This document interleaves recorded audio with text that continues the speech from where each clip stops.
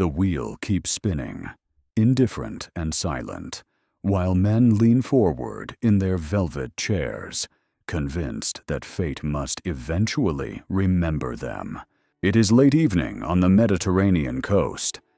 The lamps of Monte Carlo glow softly through tall windows, their light reflected on polished marble floors worn smooth by generations of restless feet. Cigarette smoke curls slowly toward the ceiling. Chips clink like distant bells. Somewhere, a croupier's voice announces another result, calm and mechanical, as if reciting a prayer to an unfeeling god. This is where many fortunes came to die, not because of bad luck, but because of a far more dangerous belief, the belief that chance can be negotiated with. That loss creates a debt the universe must repay, that if one waits long enough, endures enough pain, the wheel will finally turn in one's favor. The men and women who entered these halls were not foolish. Many were intelligent, educated, even brilliant. Some had studied mathematics. Some believed themselves disciplined. Yet, night after night, they fell into the same quiet trap. They mistook randomness for intention. They mistook probability for promise. This illusion did not remain confined to casinos. It followed humanity into stock markets, into empires, into private decisions whispered to oneself at 3 in the morning. It shaped bubbles, crashes, ruined lives, and quiet regrets no ledger ever recorded.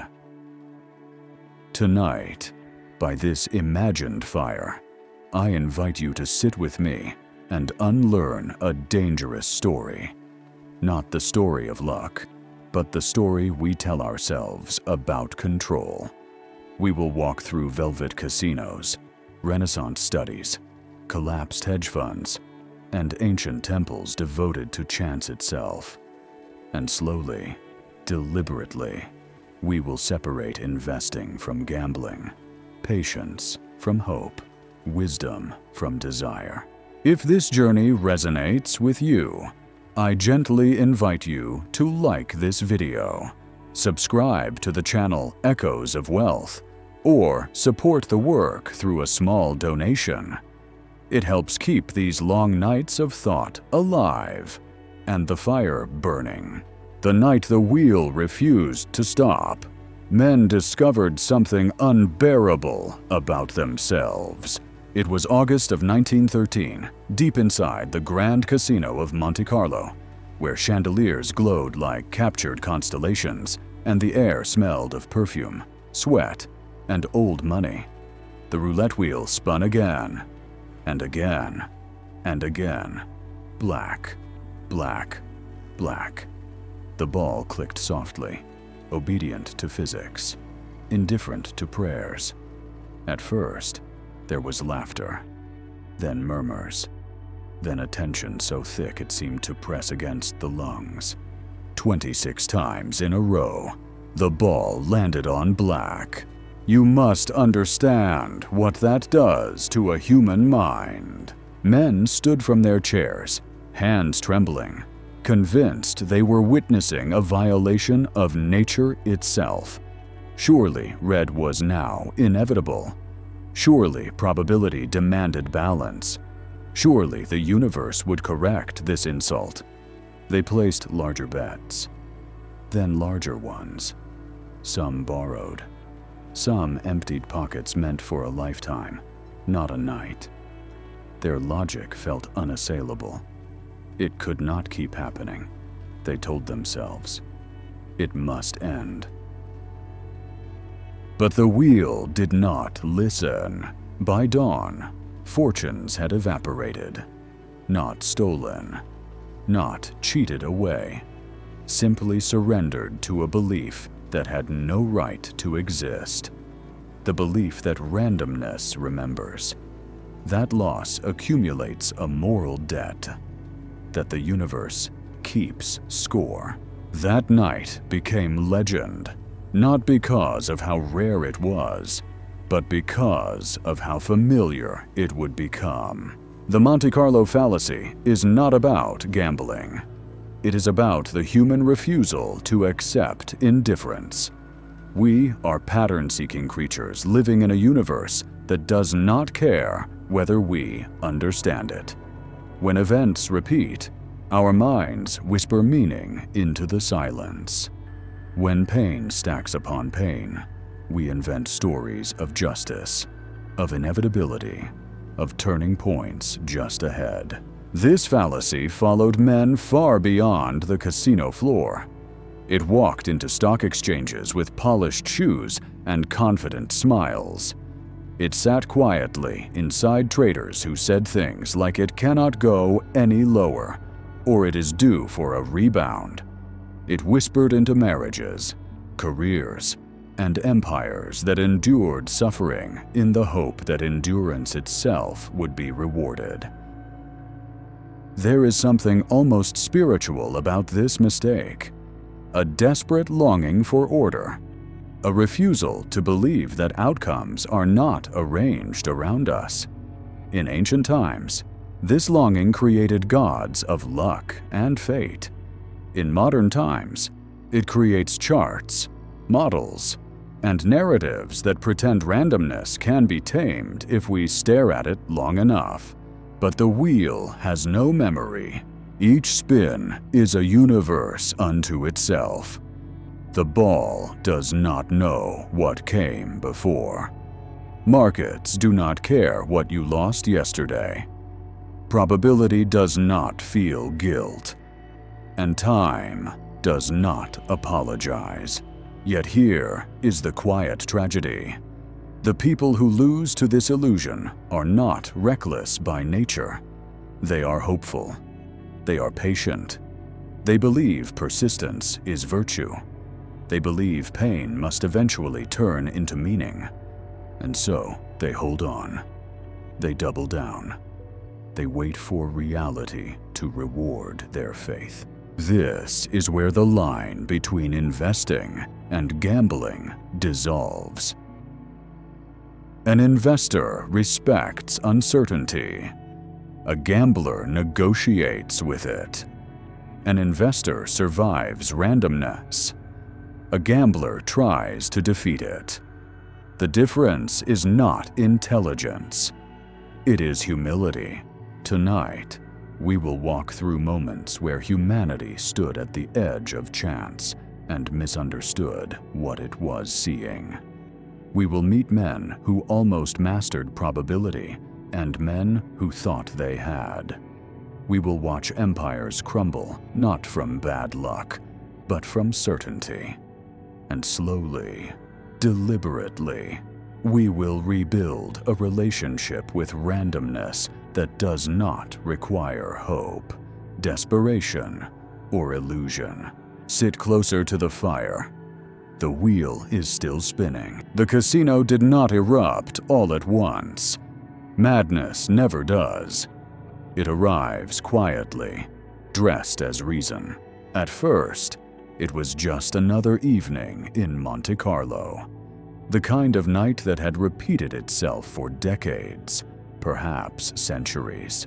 If one believes that human weakness is a constant rather than a phase. Carriages had stopped outside earlier, releasing men in tailored coats and women wrapped in silk, their laughter trailing behind them like perfume. Inside, the air was warm, heavy, almost tender. Gold leaf glimmered along the edges of ceilings. Chandeliers breathed light downward in soft, circular halos, as if blessing the tables below. Roulette was never loud at the beginning of a night. That came later. Early hours belonged to confidence. Small bets, casual smiles, a glass raised without urgency. People believed they were in control then. The wheel spun, black. A few chips slid forward. A few chips disappeared. Nothing unusual. Someone chuckled softly. Another leaned back, satisfied, as if confirming something they already knew. The wheel spun again. Black. Still nothing. Patterns need time to be born. By the fourth spin, a few heads tilted. By the sixth, someone mentioned it aloud. By the 10th, the word coincidence felt thin, like paper stretched too far. When black appeared the 15th time, the room began to change its posture. Bodies leaned forward. Voices lowered. No one left their seat now. You see, the mind does not rebel against randomness immediately. It negotiates first. Men began to tell themselves stories. This is rare. This is unusual. This is interesting. And then, almost without noticing, interesting became meaningful. Meaningful became personal. It cannot stay black forever. That sentence moved through the room like a prayer. It was not spoken loudly, but it was believed fiercely. A man with silver hair and steady hands placed a larger stack of chips on red. He had waited patiently, like a hunter certain the animal must eventually step into view. When the ball landed on black again, he did not look angry. He looked confused, as if a rule had been broken. The croupier's voice remained calm, almost kind. Black, he said, as though announcing the weather. The wheel spun again. Black. This is where discipline begins to crack. A woman in a dark dress leaned toward the table, eyes fixed, lips pressed together. She had not come here to gamble wildly. She had come to enjoy herself, to feel alive. But now something else had entered the room.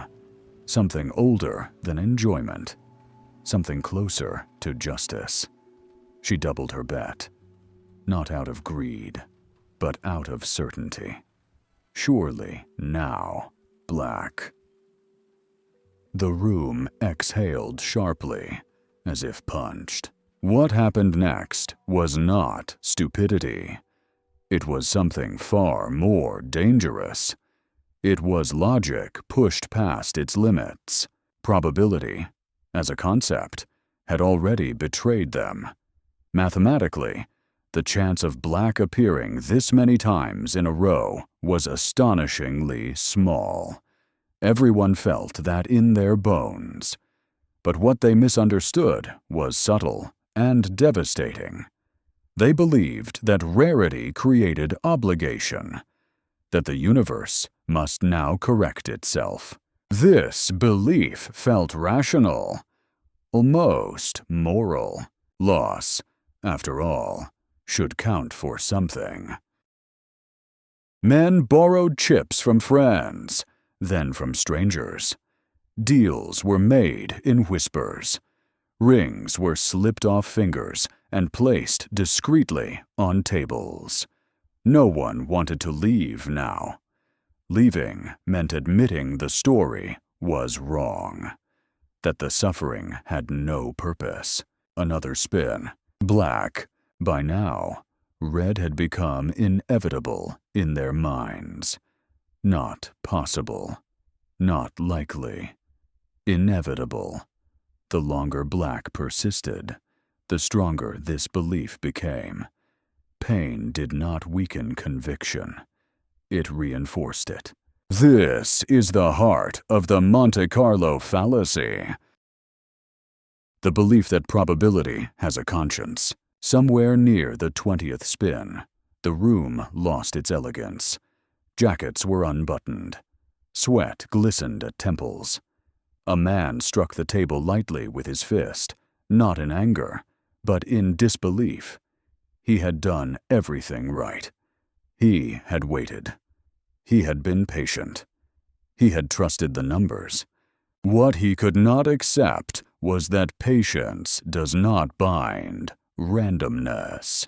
The wheel did not accelerate. It did not hesitate.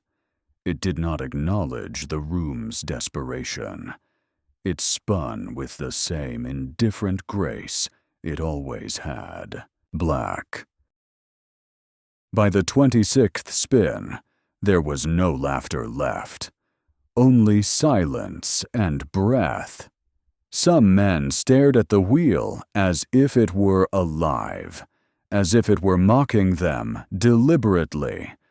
Others stared at their remaining chips, calculating not odds, but survival. And then, quietly, as if embarrassed by the attention, the wheel landed on red. The room erupted, not in joy, but in grief. Too late. Most had nothing left to celebrate with. The correction they had waited for arrived only after it had destroyed them. What was lost that night was not merely money. It was innocence. The illusion that endurance forces reward, that suffering accumulates interest, that if one holds on long enough, reality must comply. This belief did not die in Monte Carlo. It multiplied. It walked into stock markets a century later. It whispered into investors staring at collapsing charts, telling them the same story. It cannot keep falling. It must bounce. I have already lost too much to leave now. The casino merely revealed what was always there. The wheel has no memory, and neither does the market.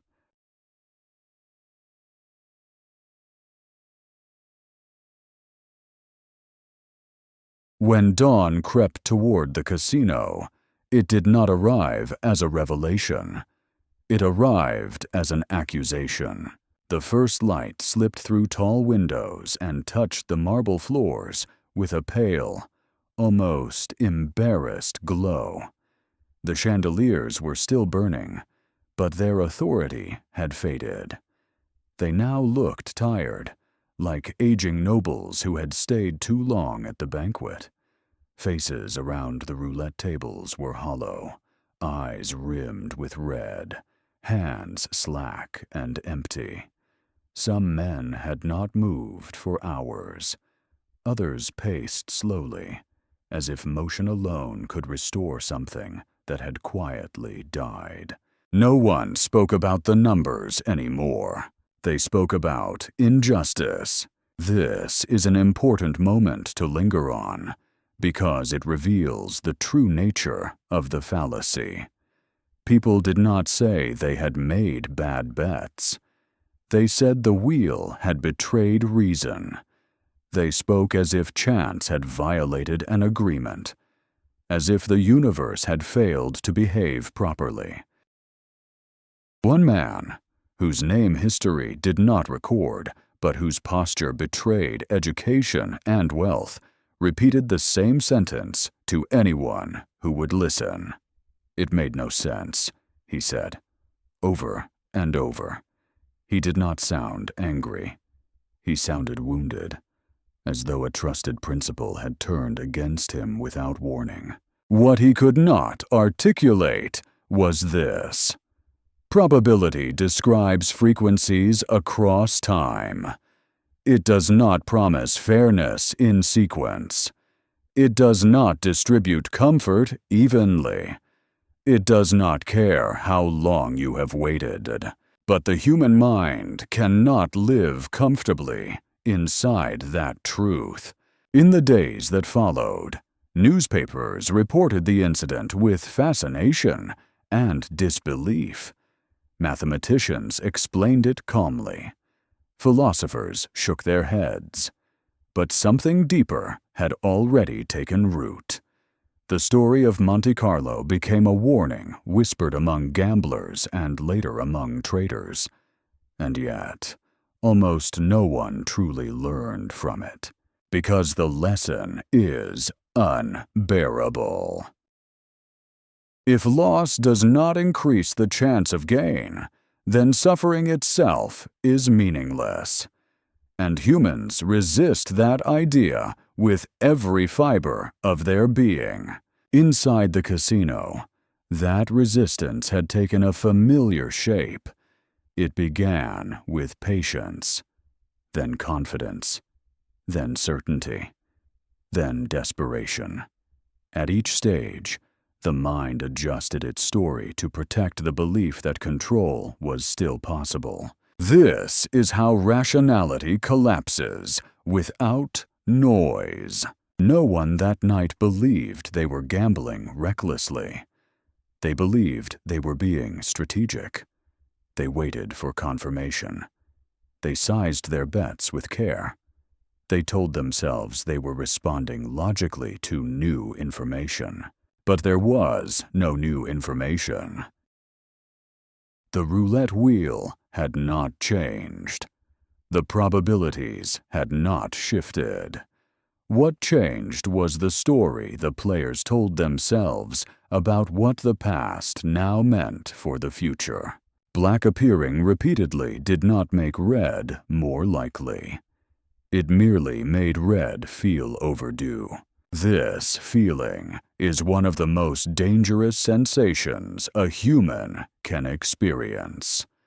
The sense that something is owed. In markets, this feeling arrives quietly after a loss. An investor watches a position decline. At first, it is tolerable, then uncomfortable, then humiliating. At some point, holding on stops being about analysis and becomes about dignity. Selling would mean admitting the story was wrong. Holding on means believing the universe still intends to agree with you, and so the position grows larger. Risk increases. Conviction hardens. The logic sounds convincing. I have already endured this much. It cannot get worse. It must turn. Monte Carlo was merely a stage. The performance has been repeated countless times since. What made that night especially cruel was how it rewarded the belief at the worst possible moment. Red did arrive, just not in time. This is how illusions survive. They do not fail completely. They fail partially. Enough to destroy, but not enough to fully disprove themselves. Those who left early felt foolish.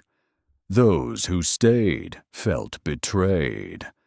And somewhere between those two emotions, the fallacy strengthened its grip. If only I had stayed a little longer. That thought has ruined more lives than ignorance ever could. There were rumors later. There always are. Some said the wheel had been tampered with. Others whispered about magnetic tricks or hidden mechanisms. It comforted people to believe there was a villain. Because a villain restores order. A villain implies intention. But investigations found nothing. The wheel was fair. Coldly, perfectly fair. That is the most frightening possibility of all. Fairness does not mean kindness. As the casino staff cleaned the floors and collected the last abandoned chips, the wheel stood quietly in its place. It had no memory of the night, no record of the suffering it had witnessed, no awareness of the fortunes it had erased. And that is precisely the point. The universe does not keep track of how long you have waited. Markets do not care how confident you were yesterday. Time does not feel obligated to your endurance. The Monte Carlo Fallacy is born when the mind confuses sequence with balance, when it believes that patterns demand completion, when it treats probability like a moral force instead of a mathematical one. Understanding this intellectually is easy. Accepting it emotionally is rare. Most people will nod when told the wheel has no memory. And then, days later, they will act as if it does. They will stare at a chart that has fallen for months and whisper the same prayer spoken in Monte Carlo in 1913. It cannot keep going. That sentence sounds reasonable. It sounds calm. It sounds wise. It is none of those things. There is a moment, after belief collapses, when the mind begins to rewrite history. In Monte Carlo, that moment arrived not at the table, but afterward, in quiet rooms and slow mornings. Survivors of the night spoke to themselves in softer tones. They edited their memories carefully. They told themselves they had been unlucky, not mistaken, that the logic had been sound, but the timing cruel, that if circumstances had shifted just slightly, everything would have made sense. This is how the fallacy escapes the casino alive, because the most dangerous errors are not those that hurt once. They are the ones that survive pain intact. Men who lost that night did not swear off roulette forever. Some returned weeks later, some months, some years. They returned older, more cautious, convinced that this time they would be different. They told themselves they would set limits, that they would remain disciplined, that they had learned. But the lesson they absorbed was incomplete. They learned that extremes are rare. They learned that patience matters. They learned that chasing emotion is dangerous. What they did not learn was the central truth: that randomness does not respond to virtue, that no amount of waiting increases the probability of reward in an independent system. That truth feels cold, almost insulting. Human beings are raised on the idea that effort compounds, that persistence produces results, that endurance is noble. In most areas of life, this is not only true, it is essential. Skills grow with repetition. Muscles strengthen with strain. Relationships deepen with time. Chance is the exception. And exceptions are where the mind stumbles. The roulette table creates a perfect psychological trap because it resembles life closely enough to confuse the instincts. There is tension. There is uncertainty. There is reward and punishment. But unlike life, roulette has no memory, no learning curve, no moral structure. Each spin is sealed off from the last. This is not intuitive. Intuition evolved in a world where patterns mattered, where rustling bushes often meant predators, where repeated failure demanded adjustment. Our ancestors survived by assuming continuity, by believing that the past carried information about the future. At the roulette table, this instinct becomes a liability. And so, on that night, as black continued to appear, the mind did not perceive independence. It perceived imbalance. It felt the universe leaning too far in one direction, like a scale that must eventually swing back. This sensation is visceral. It lives in the gut, not the intellect. By the time the 20th black appeared, most of the room was no longer thinking in numbers. They were thinking in narratives. This has gone too far. This is unnatural. Something must give. Notice the language. Must, owed, do.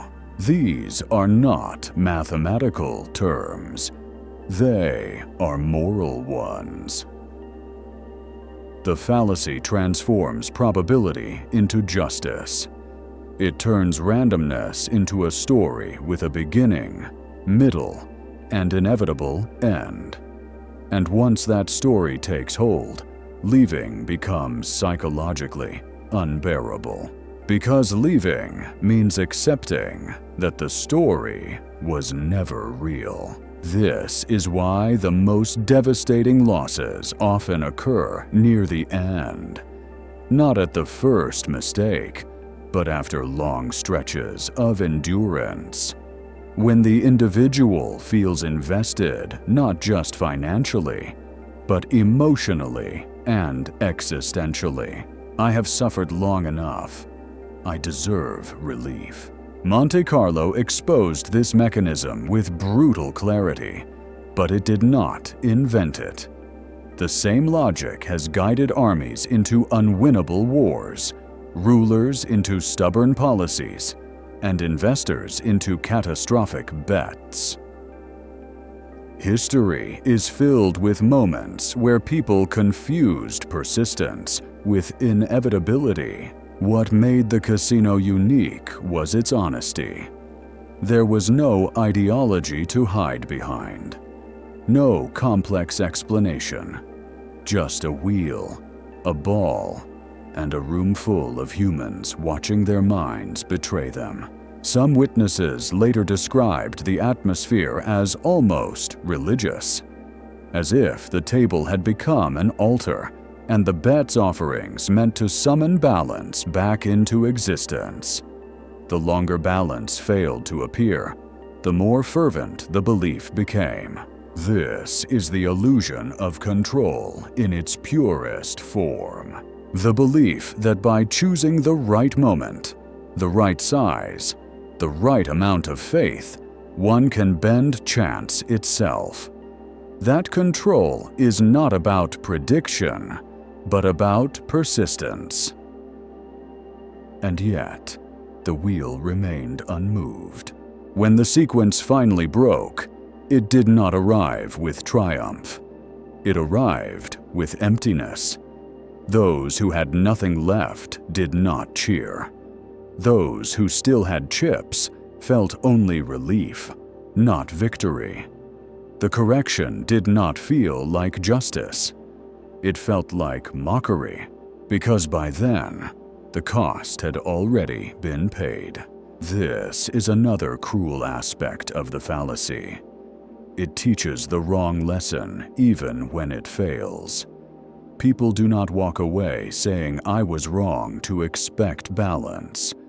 They walk away saying I stayed too long. And so the next time, they will stay just a little less long. But they will stay all the same. The mind does not abandon the illusion. It negotiates its terms. In financial markets, this negotiation is constant. Investors speak of timing the bottom, of being early rather than wrong, of enduring volatility because the long run will reward them. Sometimes it does. Often it does not. And the difference is not patience. It is probability. Markets, like roulette, are not obligated to compensate you for suffering. They do not accelerate recovery because pain has accumulated. They do not reverse because you are convinced they should. The Monte Carlo fallacy thrives wherever people mistake independence for imbalance. That night in 1913 was not an anomaly. It was a mirror, one that showed humanity exactly how it behaves when faced with randomness stripped of narrative and mercy. And most people did not like what they saw. There is a quieter aftermath to nights like these, one that history rarely records. After the casino emptied and the city resumed its elegant rhythm, Monte Carlo returned to its usual calm. The sea continued its patient breathing against the shore. The cafes reopened. The orchestra resumed its performances. To the city itself, nothing extraordinary had happened. Only money had changed hands, as it always did. But inside the men and women who survived that night, something subtle had shifted. Some became cautious to the point of paralysis. They spoke of luck with bitterness, as if it were a traitor rather than a force. Others became more reckless, convinced that hesitation had been their real mistake. Both reactions came from the same root. Neither questioned the story itself, because questioning the story is dangerous. If the universe does not correct imbalance, then there is no cosmic reassurance waiting at the end of patience, no invisible referee ensuring fairness, no guarantee that endurance will be rewarded. For many, this realization is unbearable. And so, the mind looks for alternatives. In the weeks that followed, certain gamblers began to refine their strategies. They spoke of entry points and exit rules. They adjusted bet sizing. They claimed to have learned from experience. What they were actually doing was dressing hope in the language of discipline. They were not abandoning the illusion of control. They were professionalizing it. This is how the fallacy evolves. It becomes quieter, more respectable, less theatrical, but no less dangerous. Instead of doubling down emotionally, people double down intellectually. They create rules not to protect themselves from randomness, but to feel sovereign over it. The wheel may be random, they say, but my response will not be, "This sounds wise." It often is not, because control over behavior is not the same as control over outcomes. And confusing the two is where most financial disasters begin. Monte Carlo offered a cruel but clean experiment. Each spin was independent. There was no hidden variable, no learning curve, no edge to discover. The only advantage belonged to the house, not because it was clever, but because it waited. The house did not panic. It did not chase. It did not need to be right on any single spin. It merely needed time. This is a detail often overlooked. The gamblers believed the wheel was their opponent. It was not. The wheel was indifferent. Their real opponent was time, and they were the ones fighting it with urgency and emotion. The house, by contrast, had no urgency at all. This is where the financial lesson begins to sharpen. In markets, individuals often behave like the gamblers of Monte Carlo. They believe each movement must resolve into balance. They believe losses accumulate pressure that must eventually release upward.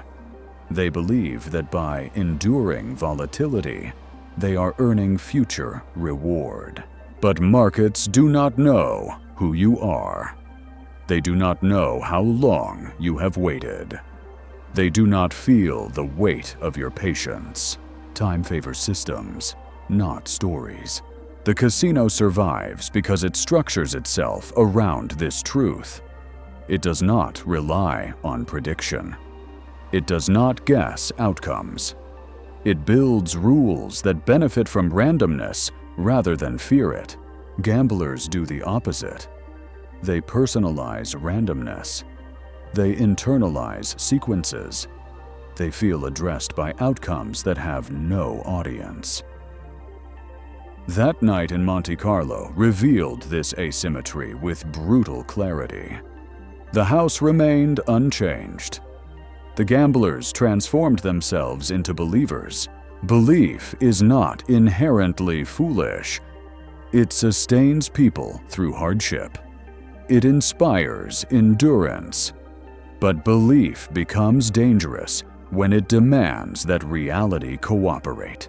Some philosophers later reflected on that night as a parable of modernity, a demonstration of what happens when ancient instincts meet statistical truth. Our minds evolved to interpret sequences as signals. But probability does not send signals. It produces distributions. The tragedy is that the difference feels academic until it becomes personal. When money is on the table, abstraction evaporates. The mind reaches for certainty the way a drowning person reaches for air. Any explanation that promises eventual relief becomes seductive. The Monte Carlo fallacy does not announce itself loudly. It whispers. It says not now, but soon. Not yet, but inevitably. It does not tell you to be reckless. It tells you to be patient just a little longer. This is why it survives education. Why even trained mathematicians can fall into its grip. Knowledge alone does not neutralize instinct, especially when instinct has been reinforced by culture, morality, and personal history. Consider how often we are told that quitting is weakness, that perseverance is virtue, that those who endure are rewarded in the end. These stories are powerful because they are often true, but when applied to randomness, they become poison. The roulette wheel does not reward perseverance. It punishes it. Markets do not reward stubbornness. They punish it quietly, over time. What Monte Carlo exposed was not a flaw in gambling, but a flaw in human storytelling. We want arcs. We want resolution. We want suffering to mean something. Chance offers none of these things. And so, after the madness faded, after the headlines moved on, after the chandeliers dimmed and brightened again, the wheel remained, waiting, silent, ready to teach the same lesson again to anyone willing to believe the wrong story. Most were. By the time the story of that night settled into legend, it had already been misunderstood. People remembered the numbers. 26 blacks. The improbability. The shock. What they forgot was the emotional architecture that made the disaster possible. Monte Carlo did not break people because the odds were cruel. It broke them because their minds demanded symmetry where none existed. And this demand did not disappear when they left the casino. For many, the experience hardened into a quiet rule. Never leave too early. Never abandon a position when balance feels close. Never accept loss without a fight. These rules sounded practical. They felt earned.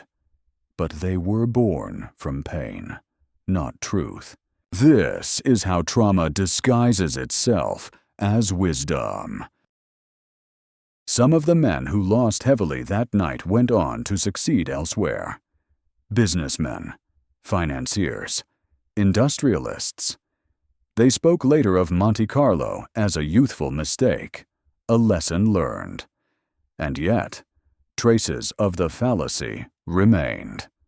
In moments of stress, when markets turned against them, the old reflex returned. I have endured worse. It cannot keep going like this. Sooner or later, it must reverse. These thoughts feel reasonable because they are emotionally coherent. They create a sense of continuity between past suffering and future relief. They promise meaning. But probability does not operate on narrative continuity. It operates on independence and distribution. The roulette wheel did not owe them red. Markets do not owe investors recovery. Time does not compensate patience automatically. What people struggle to accept is that randomness does not punish or reward. It merely unfolds.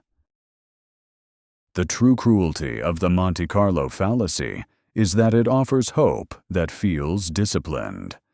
It does not tempt with excess. It tempts with endurance. It does not say, gamble wildly. It says, wait calmly. It does not shout. It reassures. This is why it is so dangerous in finance. A gambler who chases thrills burns out quickly. An investor who believes in inevitability can destroy himself slowly, with dignity intact. He will tell himself he is long-term. He will call stubbornness conviction. He will frame avoidance of loss as patience. And often, no one will challenge him, because society admires endurance more than accuracy. Monte Carlo, for one night, stripped away these comforting illusions. It showed that patience without edge is merely delayed surrender. That discipline applied to a flawed belief does not become wisdom. It becomes persistence in error. The house did not need to understand psychology to win. It simply respected probability and time. It structured itself to survive variance, not to predict its end. This is the lesson most people miss. The opposite of gambling is not caution. It is asymmetry. Gamblers expose themselves to ruin by demanding resolution. The house survives by refusing to care about resolution at all.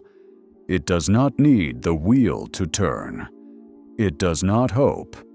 It waits. In financial life, becoming the house does not mean exploiting others. It means designing systems that do not depend on being right at the right moment.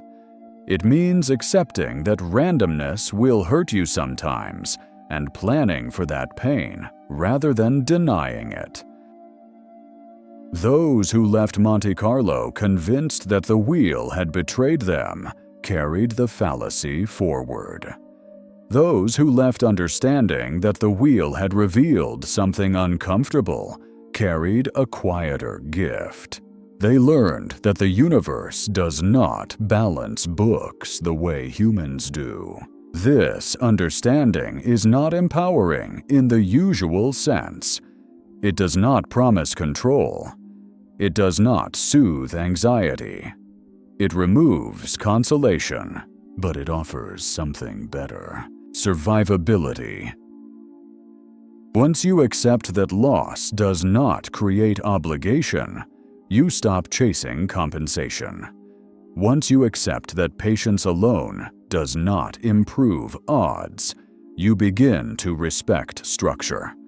Once you accept that randomness has no memory, you stop arguing with the past. Monte Carlo was never about gambling. It was about expectation. About the stories humans tell themselves when facing uncertainty without guidance. The madness did not come from the wheel. It came from the belief that the wheel should behave differently because people were watching. Markets punish this belief gently at first, then completely. The night Monte Carlo went mad did not end when the sun rose. It repeats every time someone says this has gone too far. Every time someone believes that suffering itself bends probability. Every time someone waits, not because the odds are favorable, but because leaving would make the pain meaningless. The wheel is still spinning, and it is still teaching the same lesson, patiently, to anyone willing to listen. Girolamo Cardano was born under a bad star, and he never stopped believing it mattered.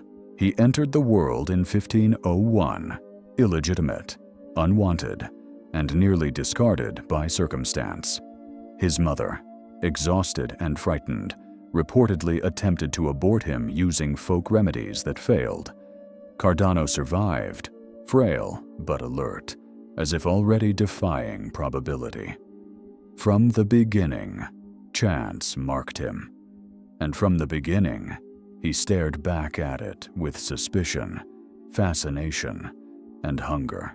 Italy during the Renaissance was loud with certainty. God explained the heavens. Astrology explained fate. Alchemy promised transformation. Cardano absorbed all of it. He studied medicine, philosophy, mathematics. He healed bodies by day and gambled by night. Dice clattered across wooden tables in candlelit rooms while his mind worked furiously, not to enjoy chance, but to understand it. He was not a reckless gambler. That is the detail most people miss. Cardano gambled like a scholar. He counted outcomes. He observed frequencies.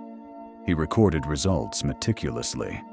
While others prayed to fortune, Cardano tried to dissect her.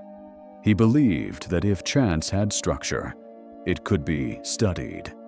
And if it could be studied, it could be controlled. This belief produced something extraordinary. In his private notebooks, never published during his lifetime, Cardano laid the foundations of probability theory.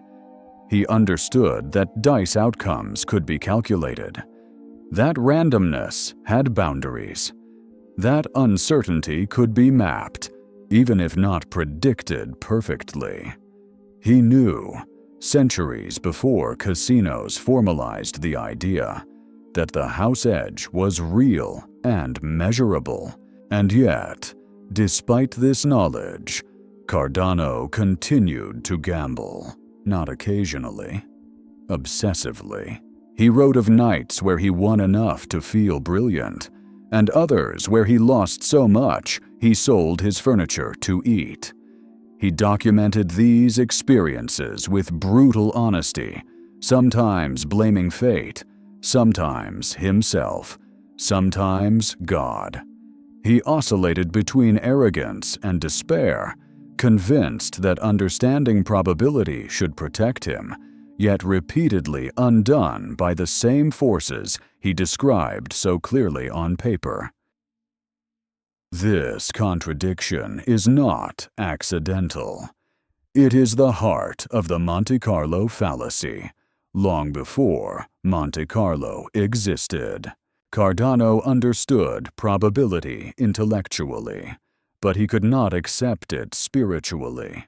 He knew that each roll of the dice was independent. He could calculate the odds with precision. And still, when losses accumulated, something ancient stirred inside him. The feeling that persistence must matter, that suffering should alter outcomes. That knowledge, combined with endurance, should bend chance into obedience. He once wrote that gambling taught him more about human nature than medicine ever could. What he meant was this: knowledge does not dissolve instinct. It sharpens it, Cardano's life became a long argument between what he knew and what he felt. When fortune smiled, he saw confirmation of his intellect. When it turned away, he saw injustice. He believed himself chosen and cursed in equal measure. Astrology became his excuse. Fate became his explanation. But beneath these stories was a quieter refusal. He could not accept indifference. The universe, to Cardano, was not allowed to be neutral. It had to be meaningful. If it hurt him, it must be testing him. If it rewarded him, it must be recognizing him. Randomness without intention was intolerable. This belief spilled into every corner of his life. His children suffered tragic ends. One executed for murder. Another died in disgrace. Cardano interpreted these events not as chaos, but as cosmic retribution. He believed his brilliance demanded punishment, that his insights required sacrifice. This is what happens when chance becomes personal. Cardano's tragedy was not ignorance. It was intimacy with probability without peace with it. He saw the machinery of randomness clearly, yet insisted on inserting himself at its center. He believed that knowing the rules entitled him to better outcomes. It did not. The lesson here is uncomfortable. Even perfect understanding does not grant control. Probability describes the game. It does not reward the observer. In finance, this mistake appears constantly. Analysts who understand risk models still blow up. Traders who can recite distributions still double down. Investors who speak fluently about variance still believe their patience deserves compensation. Cardano's notebooks reveal something haunting. He often wrote that his biggest losses occurred not from ignorance, but from confidence. From moments where he felt aligned with fate, where recent outcomes convinced him that probability had tilted in his favor. He knew better. And still, he believed. This is why the Monte Carlo Fallacy survives education. It is not a failure of intellect. It is a refusal of humility. The refusal to accept that understanding randomness does not make it care. Cardano died convinced that history would recognize his genius. It did. He was right about probability, wrong about his place within it. He discovered the mathematics of chance, but never escaped its seduction. As Cardano aged, his confidence did not soften. It sharpened. By the time he reached his 40s, he was celebrated across Italy as a physician of rare insight. Princes sought his counsel. Universities competed for his presence. He cured illnesses others could not name, let alone treat. This success fed a dangerous conviction that his mind was not merely sharp, but favored, that he stood closer to the hidden logic of the universe than ordinary men. This belief did not remain confined to medicine or mathematics. It followed him back to the gaming tables. Cardano began to treat gambling as a laboratory. He was no longer merely playing. He was testing reality.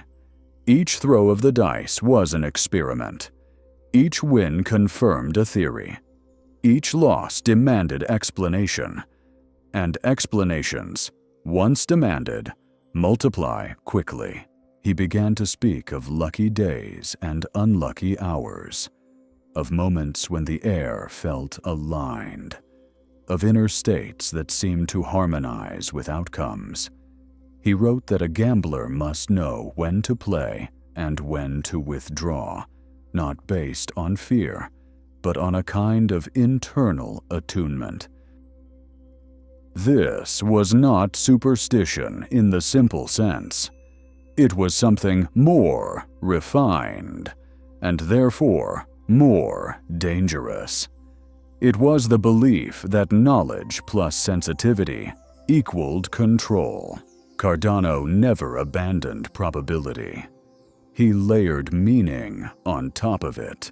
This is how intelligent minds fall. When reality refuses to bend, the mind adds invisible variables: fate, timing, readiness, alignment. These concepts preserve the illusion of control while appearing sophisticated. They allow a person to believe they have evolved beyond crude error, even as they repeat it in quieter forms. Cardano's gambling losses increased during this period. His journals reveal growing volatility, nights of euphoric triumph followed by weeks of ruin.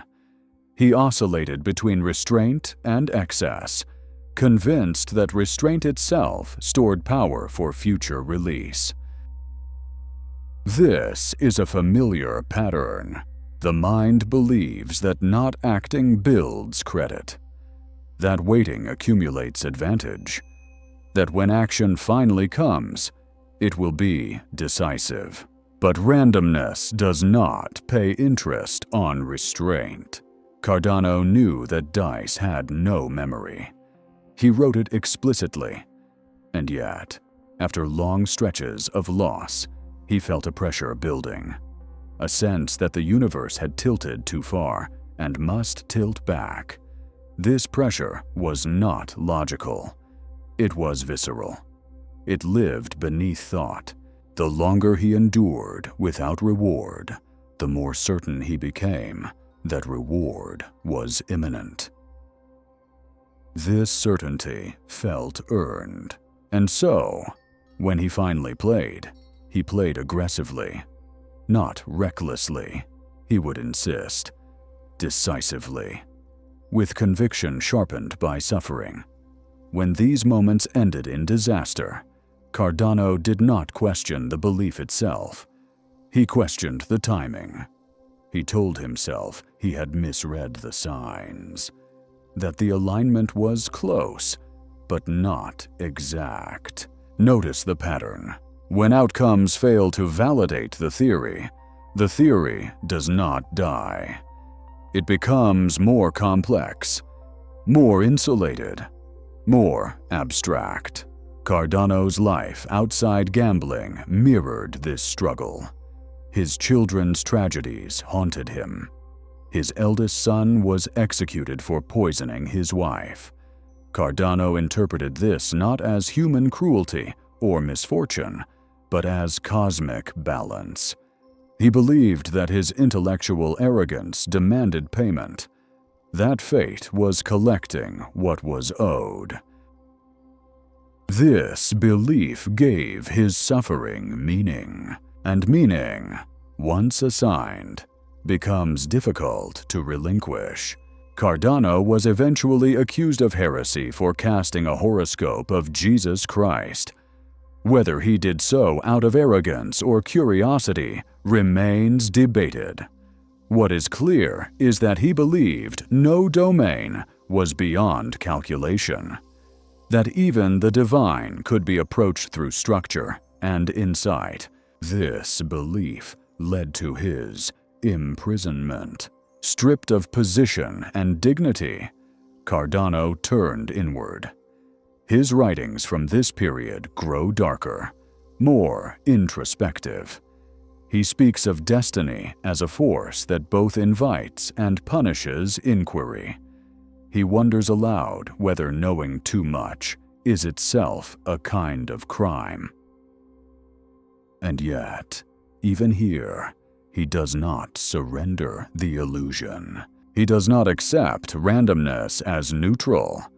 He accepts it as meaningful hostility. This is the final refinement of the fallacy. When control fails, the mind does not abandon significance. It reverses it.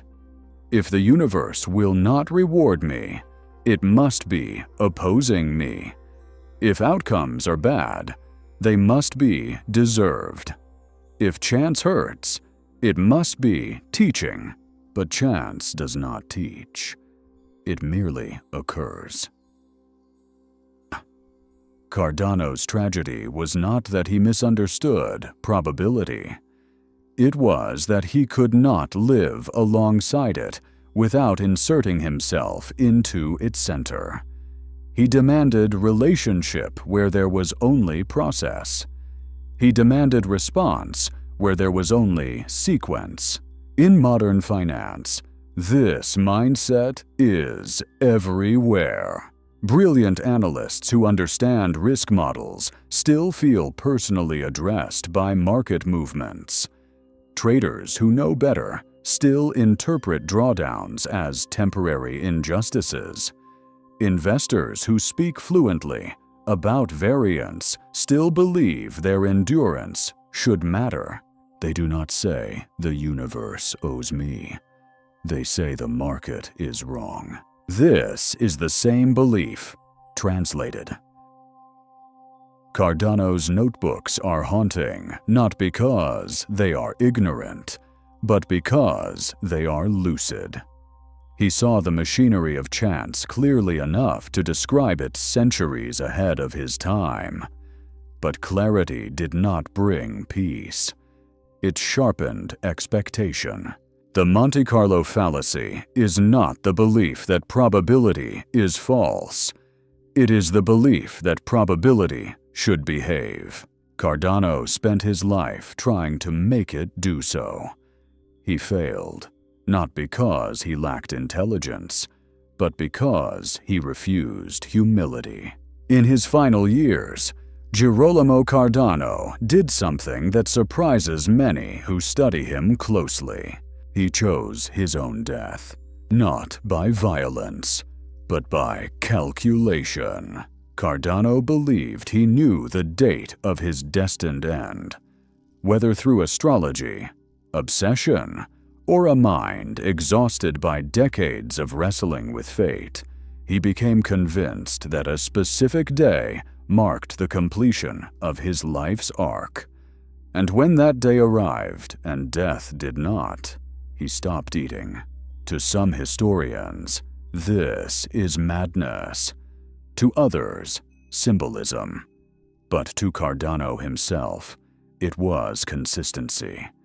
If chance would not obey him, he would at least obey his interpretation of it. He would not allow randomness to deny him authorship of the final chapter. This is the quiet extremity of the illusion of control. When mastery fails, the desire for authorship intensifies. Cardano's life, seen whole, is not the story of a man defeated by ignorance. It is the story of a man tormented by proximity. He stood too close to the machinery of chance to mythologize it completely, yet too far to accept it without resistance.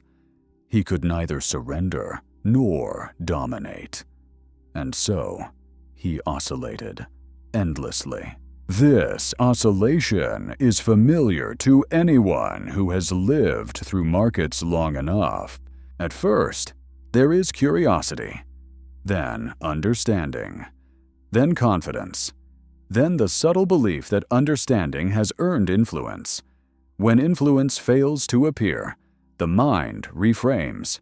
It speaks of timing, cycles, alignment, patience, and when all of these fail, it speaks of destiny. Cardano passed through every stage. What he never reached was acceptance. Acceptance is not resignation.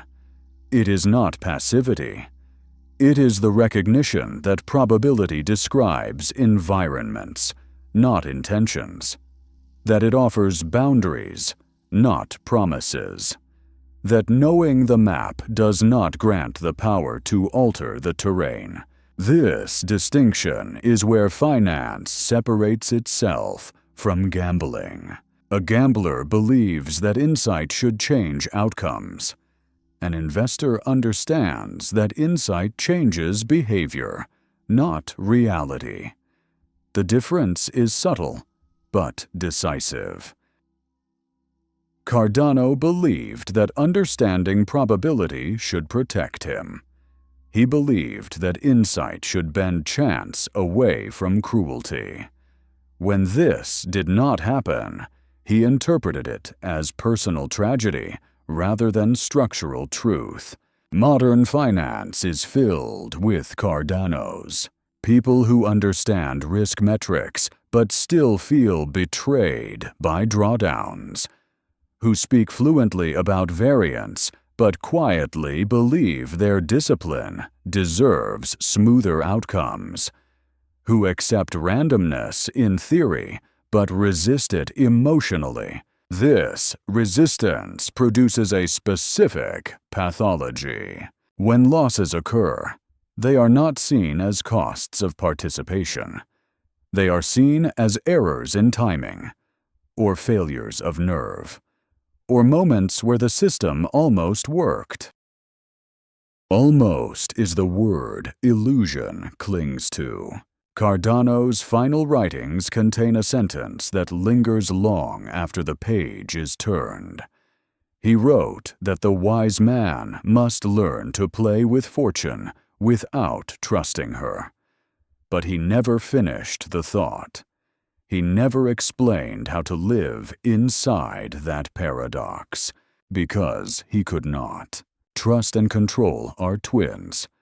To abandon one requires releasing the other. In finance, those who survive longest are not those who predict best. They are those who design for indifference. They build structures that assume randomness will hurt them eventually. They do not interpret pain as signal. They do not assume endurance accumulates favor. They do not argue with the wheel. Cardano argued with it his entire life.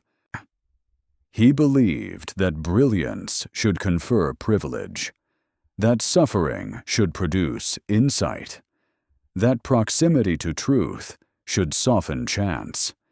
These beliefs feel noble. They are also lethal. The Monte Carlo fallacy does not always announce itself as greed. Often, it announces itself as refinement, as patience, as discipline, as intellectual superiority. It whispers that you are not like the others, that you understand something deeper, that if you just hold on, reality will reveal its recognition. It will not. Cardano's legacy in mathematics is secure. His contribution to probability is foundational. But his personal life stands as a warning written in flesh rather than ink. You can understand chance perfectly and still demand it care. The cost of that demand is rarely paid all at once. It is paid slowly, through escalation, through endurance mistaken for virtue, through the quiet refusal to step away when stepping away is the only rational act. Monte Carlo would later dramatize this truth in a single night. Cardano lived it across a lifetime. Both tell the same story. The universe does not negotiate. It does not reward understanding with mercy. It does not soften because you have suffered or studied. It simply unfolds. Those who survive learn not to command chance, but to coexist with it. They stop asking when the wheel will turn. They ask whether they can remain standing no matter how long it spins. That is where investing begins. Joseph Jagger did not look like a gambler. He looked like a man who belonged in a factory rather than a salon, among gears and belts instead of chandeliers and velvet. Born in 1830 in Yorkshire, England, Jagger grew up surrounded by the language of machinery. Cotton mills, looms, precision tolerances. In his world, nothing mystical survived inspection. If something behaved strangely, it was not fate. It was friction, misalignment, error. This mindset would make him famous. When Jagger arrived in Monte Carlo in the 1870s, he was already wealthy. Not inherited wealth, not speculative wealth, but earned wealth. He had built his fortune improving textile machines, identifying tiny flaws that multiplied inefficiency. He did not trust appearances. He trusted measurement. The casino intrigued him not because of glamour, but because of arrogance. He had heard the same claims repeated endlessly. The house always wins. The wheel is perfect. Chance cannot be beaten. These statements did not intimidate Jagger. They irritated him, because in his experience, systems built by humans were never perfect, and whenever perfection was claimed, profit was usually hiding somewhere nearby. He did not begin by betting. He began by watching. For weeks, Jagger stood near the roulette tables, quietly recording outcomes. He paid others to do the same. Men and women who looked like idle tourists were, in fact, his instruments. They wrote numbers on scraps of paper. They noted tables, wheels, dealers. They captured data when others chased luck.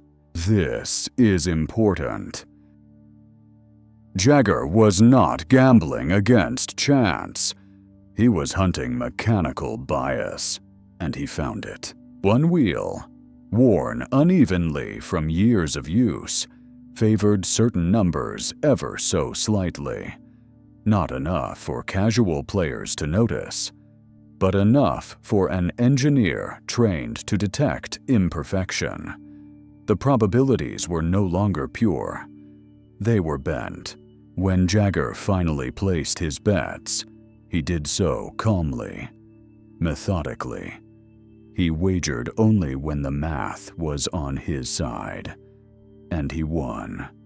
Repeatedly, substantially. He broke the bank several times, forcing the casino to shut the table down and replace the wheel. Monte Carlo was humiliated. For a brief moment in history, the gambler had become the house. Newspapers celebrated Jagger as a genius, a man who had conquered chance itself. The story spread quickly. A working-class engineer had outsmarted Europe's most prestigious casino. It was irresistible, but something subtle happened inside Jagger during this victory. He misidentified the source of his success. Jagger had not defeated randomness. He had exploited a flaw. He had not mastered chance. He had stepped outside it temporarily. But the story told about him did not emphasize this distinction.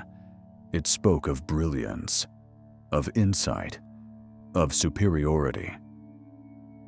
And slowly, quietly, Jagger began to believe it too. After returning to England, he continued to gamble. Not just occasionally, regularly. He believed that his understanding of systems gave him an edge everywhere.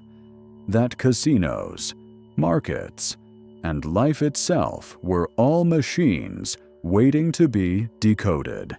But outside Monte Carlo, the wheels were fair.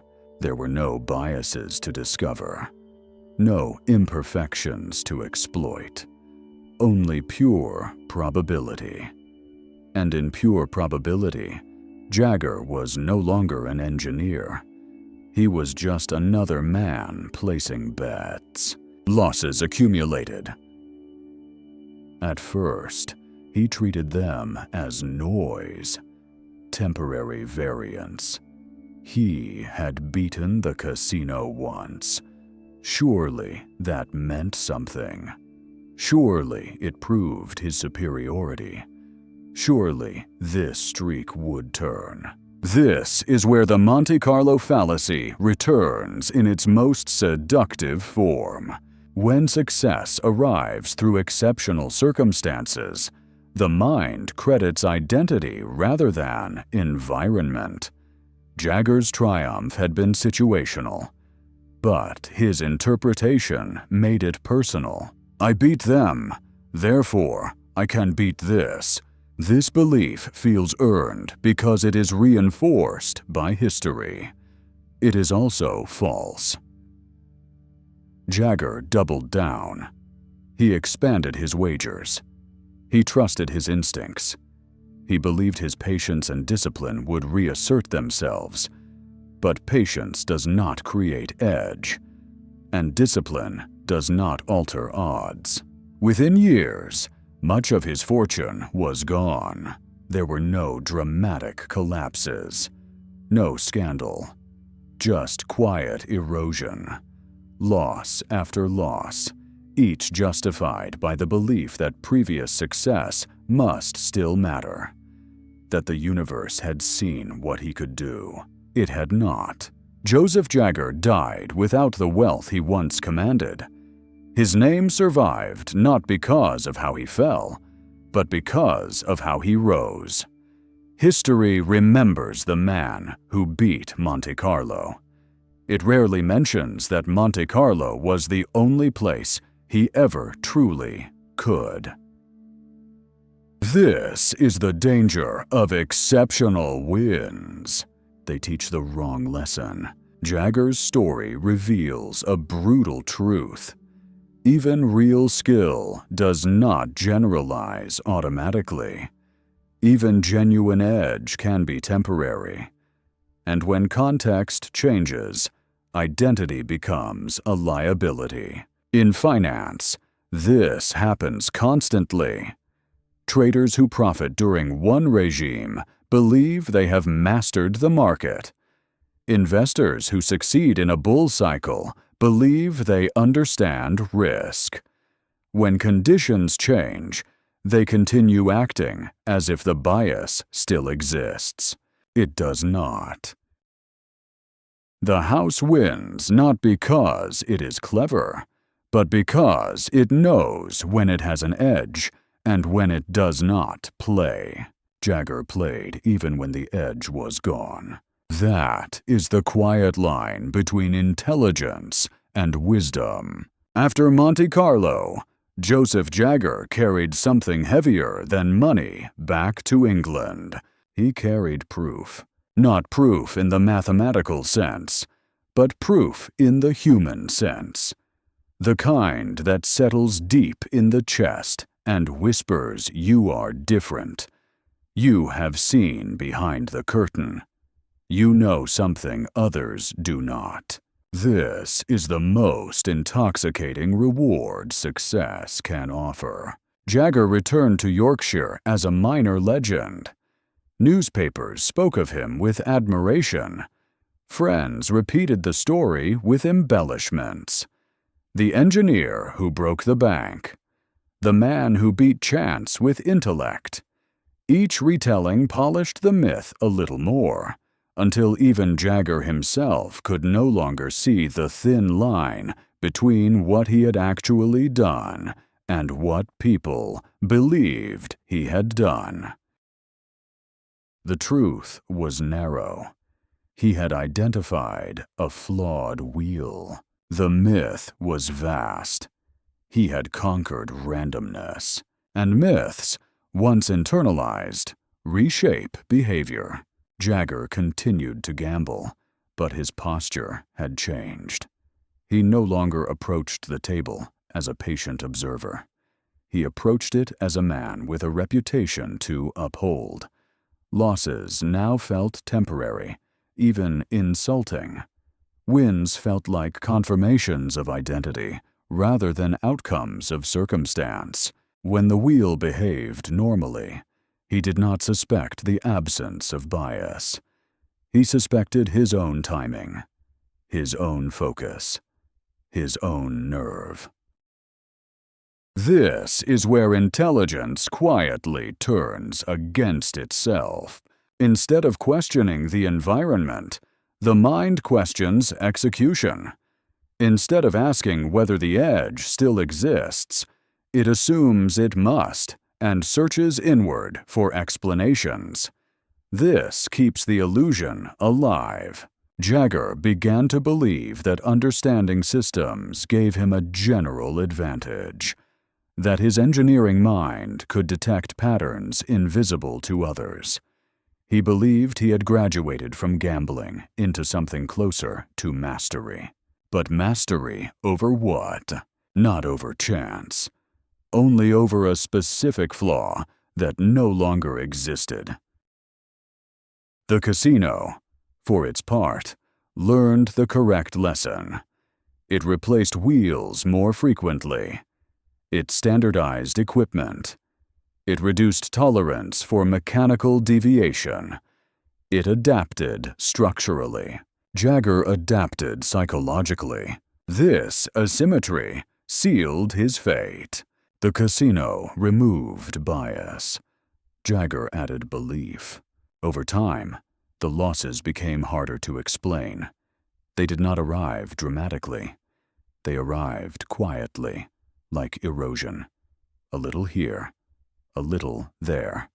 Each one justified by the same internal logic. Variance, temporary misalignment, the echo of former success insisting that balance would return.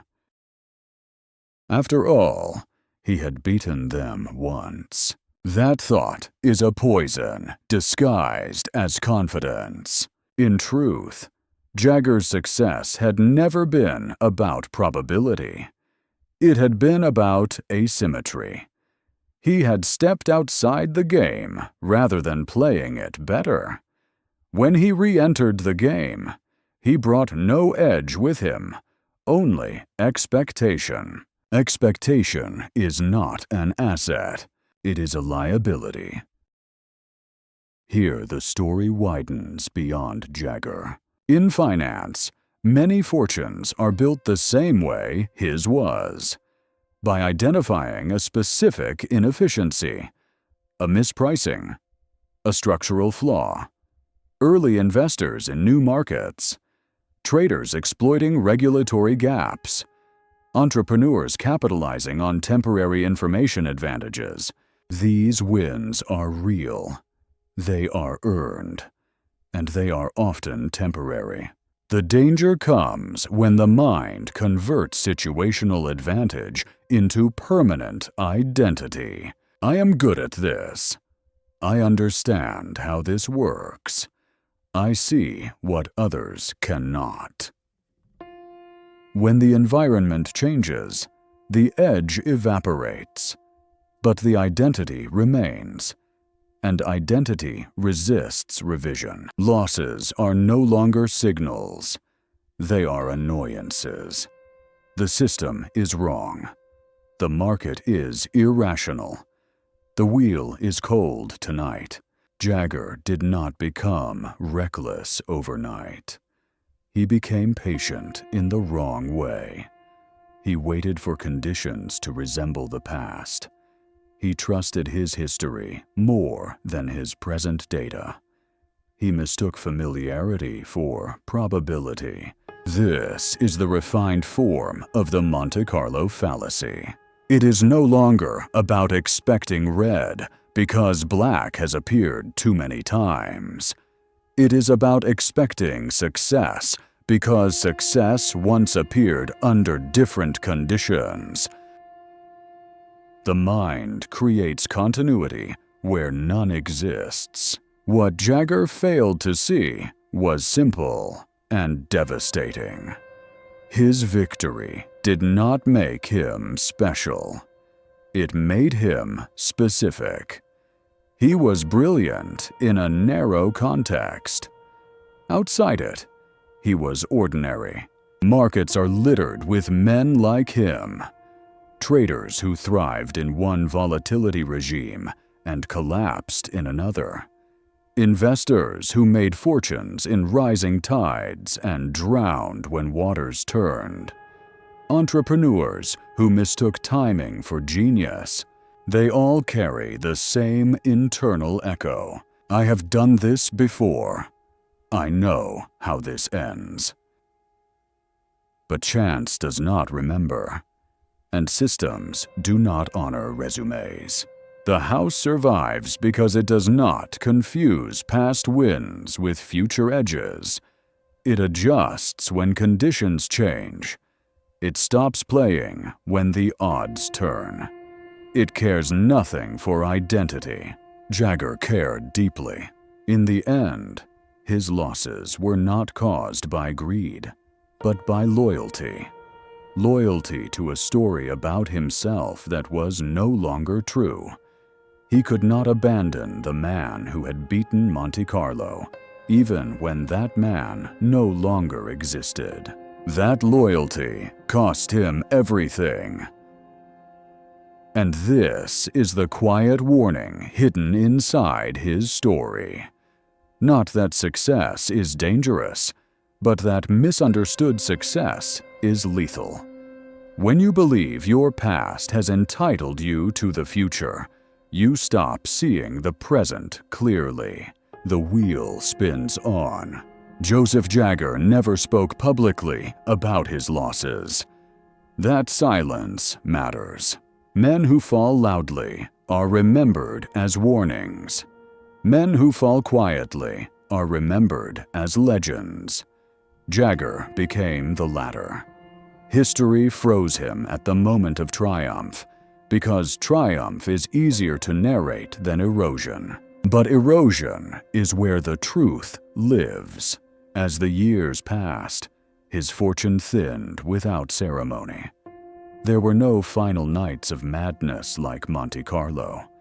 No dramatic gestures, just a slow narrowing of options.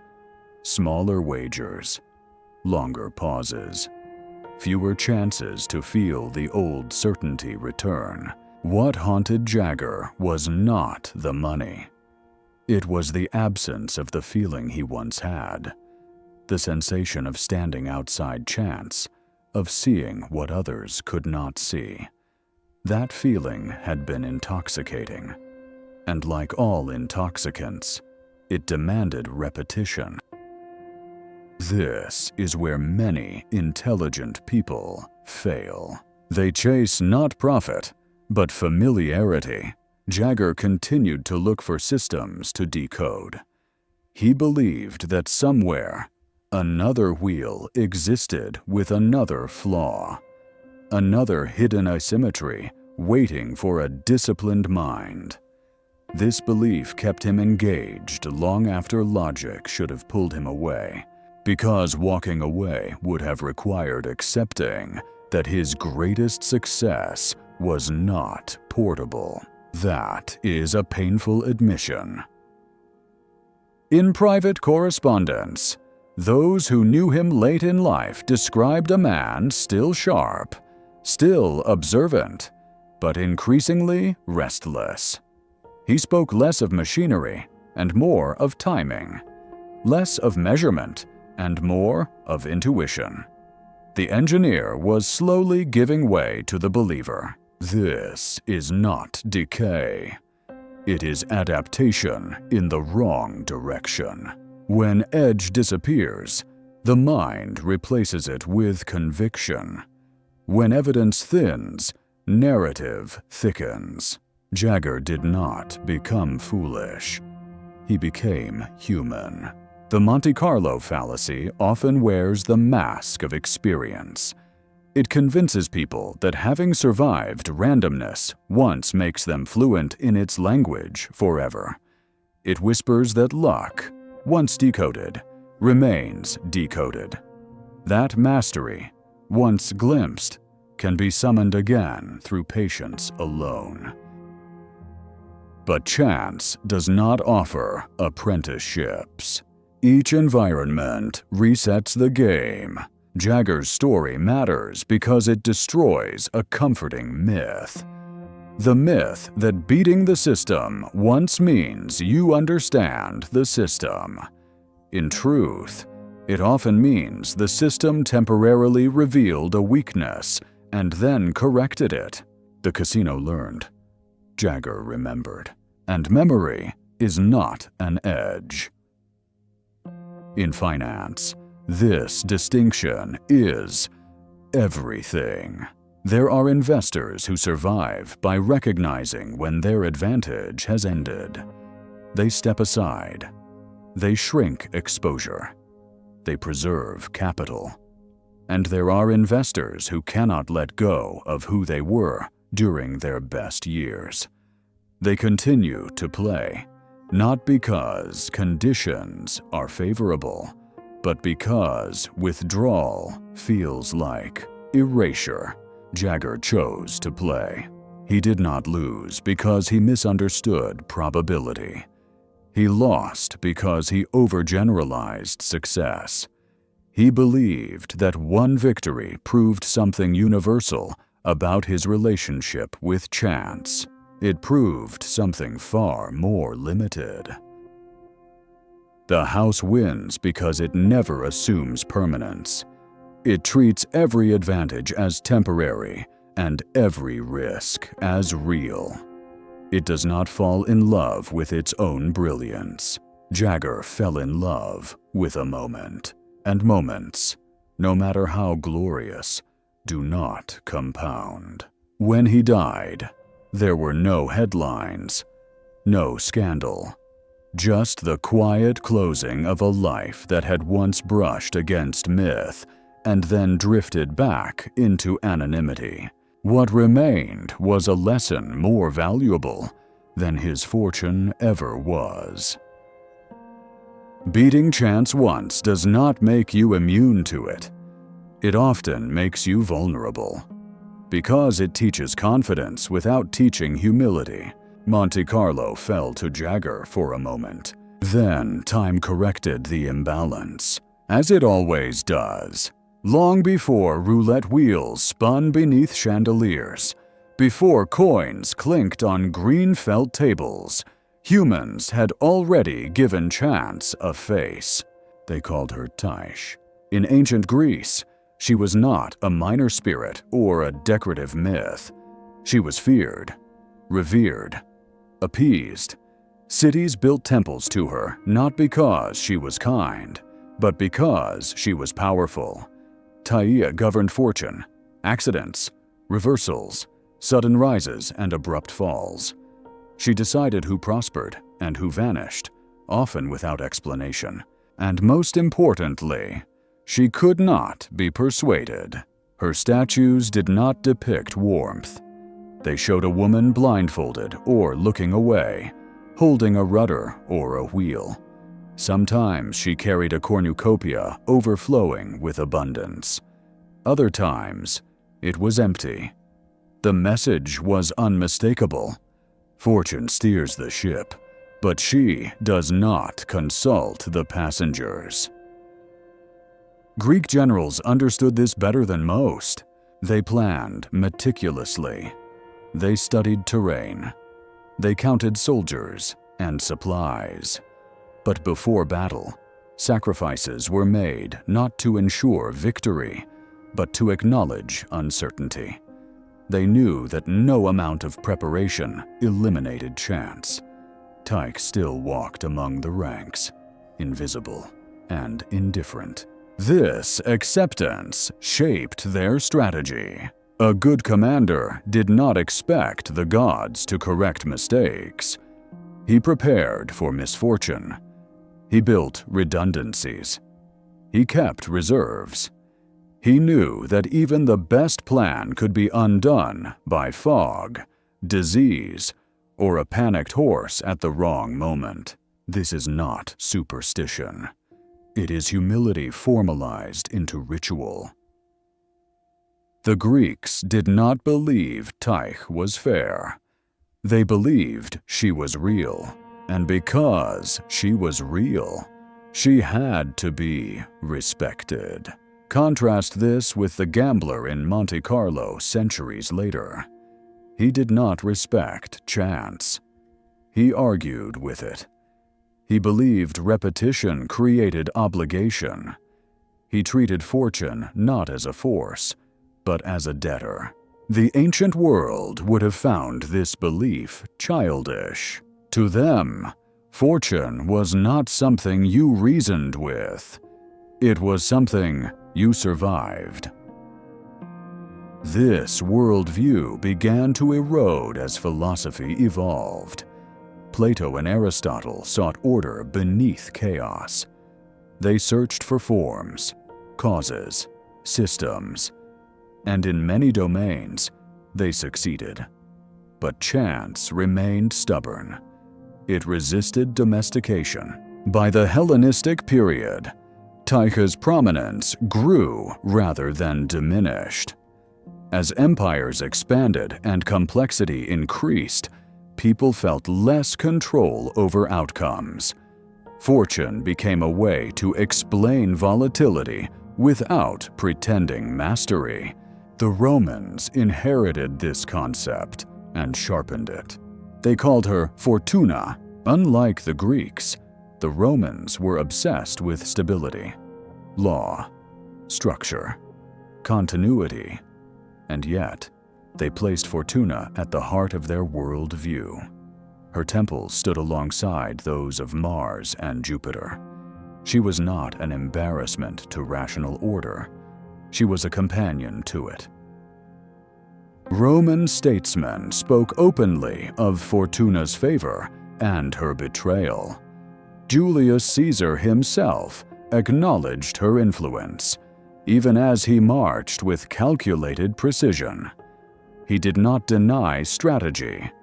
He denied certainty. This balance is subtle and profound. They planned as if reason mattered. They acted as if chance would interfere. Modern minds struggle with this duality. We want prediction without humility, control without concession. We build models and then forget what they are. Maps, not territory. Tyche was a reminder carved in stone. No matter how well you plan, something beyond you still decides. And this awareness changed behavior. Those who respected fortune did not double down blindly after loss. They did not believe endurance forced reward. They treated success as fragile and failure as possible at any moment. They spread risk. They avoided total commitment. They understood that survival mattered more than triumph.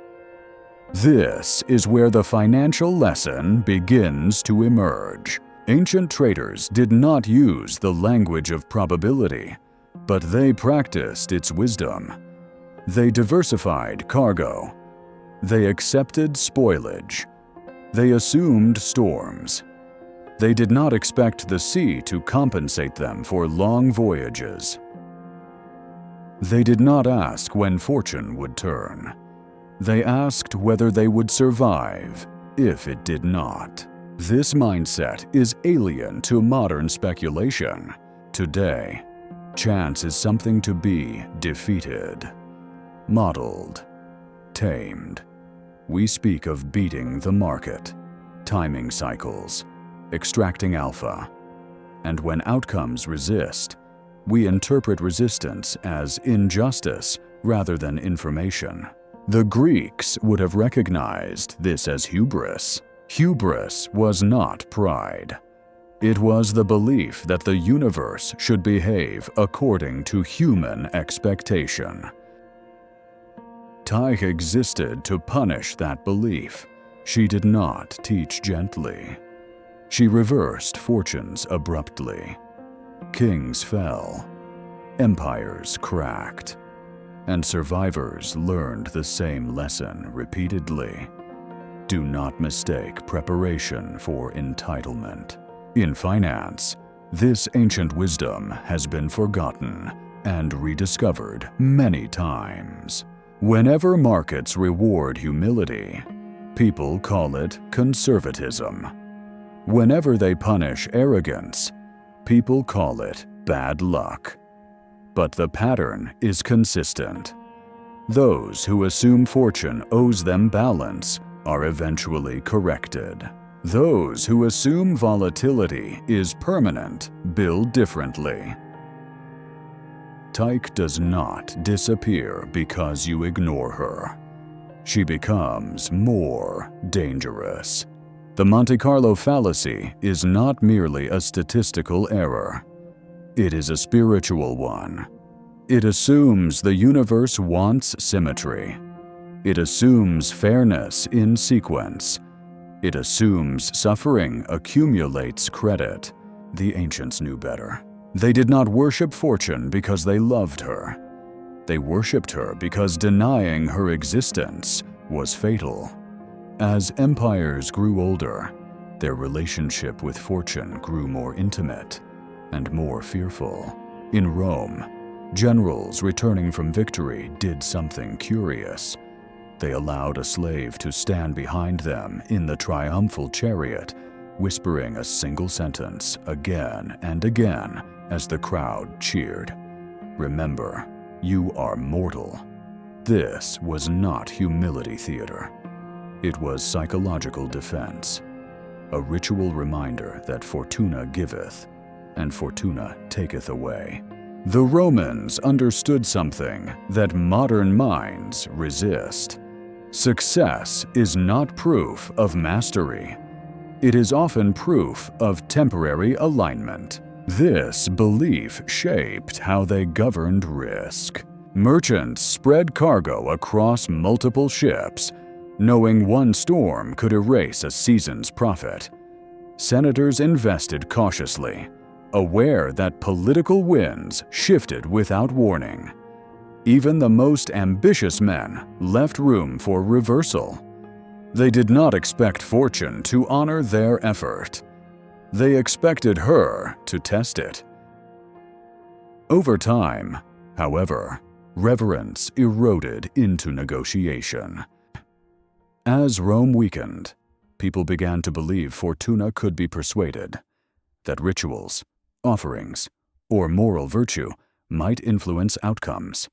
The goddess who once represented uncertainty slowly became a bargaining partner. Pray correctly, sacrifice enough, endure faithfully, and perhaps she would respond.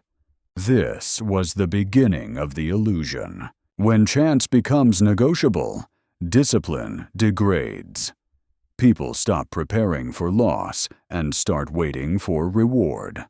They endure suffering not as cost, but as investment. Pain becomes proof that fortune is watching. This shift marks the psychological ancestor of the Monte Carlo Fallacy. The gambler believes his patience accumulates leverage. The speculator believes his drawdown builds entitlement. The believer believes the universe is about to recognize him. But fortune does not recognize. She arrives. This misunderstanding followed humanity into the medieval world. As trade expanded and risk multiplied, people searched desperately for predictability. Astrology surged. Talismans spread. Systems promised insight into fate's timing. Anything to soften the terror of randomness. And yet, beneath the superstition, a quieter wisdom survived. The most successful traders and rulers did not attempt to command chance. They constrained exposure to it. They built buffers. They assumed loss was not a possibility, but a certainty waiting for a date. This is not pessimism. It is realism. In markets, This mindset produces patience of a different kind. Not the patience that waits for correction, but the patience that survives delay. Not the patience that hopes, but the patience that plans. Modern finance often confuses these two. An investor who waits because he believes prices must rebound is not patient. He is dependent.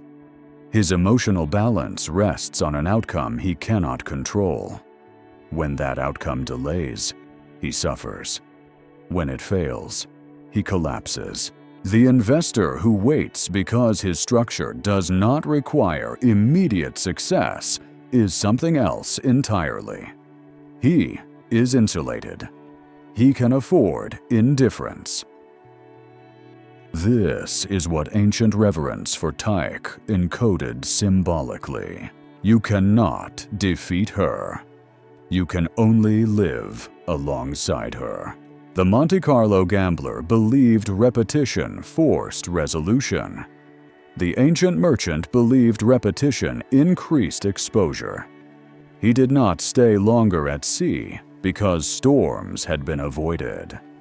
He shortened journeys. He adjusted routes. He diversified. He did not assume balance. He assumed danger. In this way, ancient wisdom was probabilistic without equations. It respected variance intuitively. It did not need numbers to understand fragility. The tragedy of modern speculation is not ignorance of probability, but the loss of humility it once enforced. We have replaced Tyche with models, Fortuna with forecasts. And when forecasts fail, we do not question our posture. We question the world. The Greeks would have called this blindness. To them, fortune was not unfair. She was unmoved.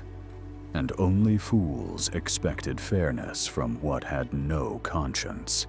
This perspective does not eliminate ambition. It refines it. You still act. You still build. But you do so knowing that outcomes are not confirmations of worth. They are events. This distinction is liberating. When you stop expecting the universe to validate your endurance, you stop doubling down on suffering. You stop waiting for losses to justify themselves. You begin to ask better questions. Not when will it turn, but can I survive if it does not? That question changes everything. It shifts focus from prediction to resilience, from timing to structure, from hope to preparation. The Monte Carlo fallacy dies the moment you accept that chance does not owe you coherence. The ancients learned this slowly, through collapse and conquest. They encoded it into gods because stories survive where equations do not. And even now, when we pretend we no longer believe in fortune, we still behave as if she listens. She does not. There is a final image of Tyche that rarely appears in textbooks, but lingers in private collections and forgotten ruins. She stands not blindfolded, but looking away. Her face is calm, almost bored. One hand rests on the wheel. The other hangs loose at her side. She is not cruel. She is not generous. She is absent. This is the detail most modern minds miss. Chance is not hostile. It is uninterested. The Greeks understood this in their bones. That is why they did not rage at fortune when she turned. They mourned. They adapted. They rebuilt. What they did not do was argue with sequence. They did not believe that loss, by itself, created leverage. When crops failed, they did not plant more seeds in the same soil out of desperation. They changed fields. When ships sank, they did not sail the same route more heavily. They altered schedules, reduced exposure, accepted smaller gains in exchange for survival. They respected variance without naming it. Modern speculation does the opposite. It treats variance as a temporary insult rather than a permanent condition. It assumes volatility is something to be endured until resolution arrives. And this assumption quietly rewires behavior. Instead of asking how much uncertainty can I tolerate, people ask how long must I endure until I am rewarded. This is not a mathematical question. It is a moral one. It assumes that time has intention. In the casino, this belief manifests as the gambler waiting for red. In markets, it appears as the investor waiting for a rebound. In life, it shows up as the person enduring circumstances they should have left long ago, convinced that endurance itself will eventually be noticed. Tyke teaches the opposite lesson. She teaches that survival is not earned through suffering, but through structure, through limits, through the refusal to expose everything to a single outcome. The ancient world had no word for tail risk, but it lived in fear of it. Famine, plague, war, storms. These were not unlikely events. They were inevitable, just unpredictable in timing. And so, the wisest did not ask whether disaster would arrive. They asked whether they would still be standing when it did. This is the mindset modern finance struggles to reclaim. When investors ignore tail risk, they do not do so out of ignorance. They do so out of optimism disguised as discipline. They tell themselves that extreme events are rare, that patience will smooth volatility, that the long run favors the committed. Sometimes it does. But when it does not, the consequences are absolute. The Monte Carlo Fallacy thrives because it offers emotional relief. It tells people that pain is purposeful, that waiting builds pressure in their favor, that outcomes are self-correcting. Tyke offers no such comfort. She says that the wheel may spin forever. That correction is not promised. That balance is not scheduled. That survival belongs to those who do not demand meaning from sequence. This is why the ancients respected limits. They did not maximize exposure. They constrained it. They did not pursue total victory. They pursued continuity. In modern language, they optimized for staying power. The house in a casino does the same. It does not need to win every night. It needs to exist tomorrow. It structures itself so that no single run, no matter how improbable, can destroy it. The gambler does not.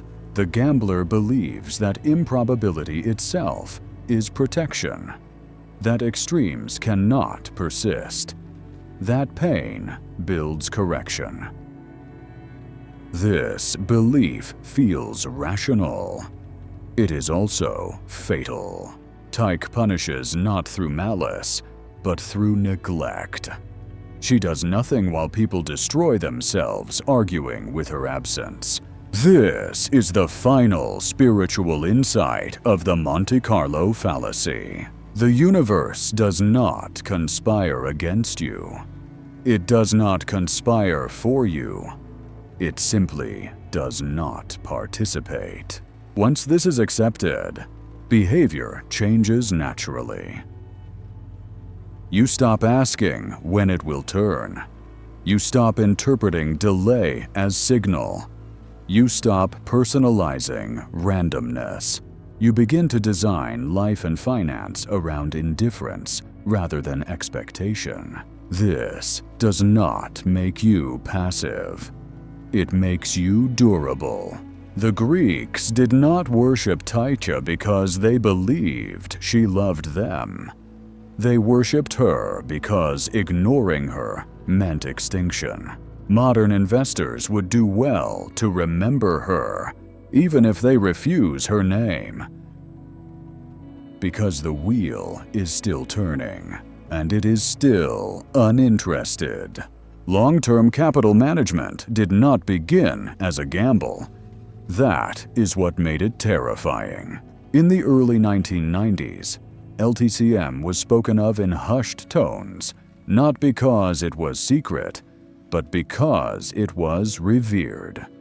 The firm gathered some of the brightest minds finance had ever known: Nobel Prize winners, legendary traders, mathematicians who spoke the language of probability fluently, elegantly, with confidence that bordered on serenity. This was not Monte Carlo velvet and smoke. This was Connecticut offices and quiet certainty. LTCM believed it had discovered something profound. Not prediction, but convergence.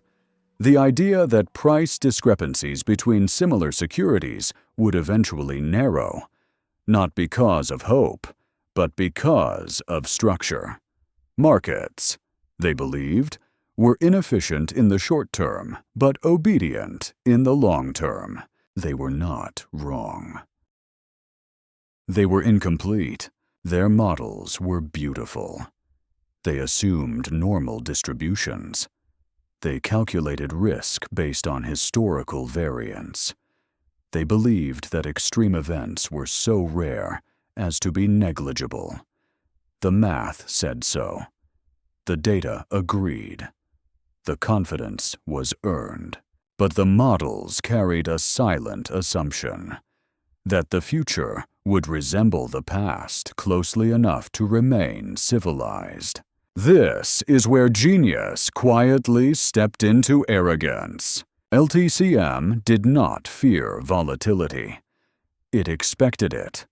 What it did not fear was correlation. The possibility that in moments of panic, everything could move together. That spreads would widen instead of narrow. That liquidity would vanish precisely when it was needed most.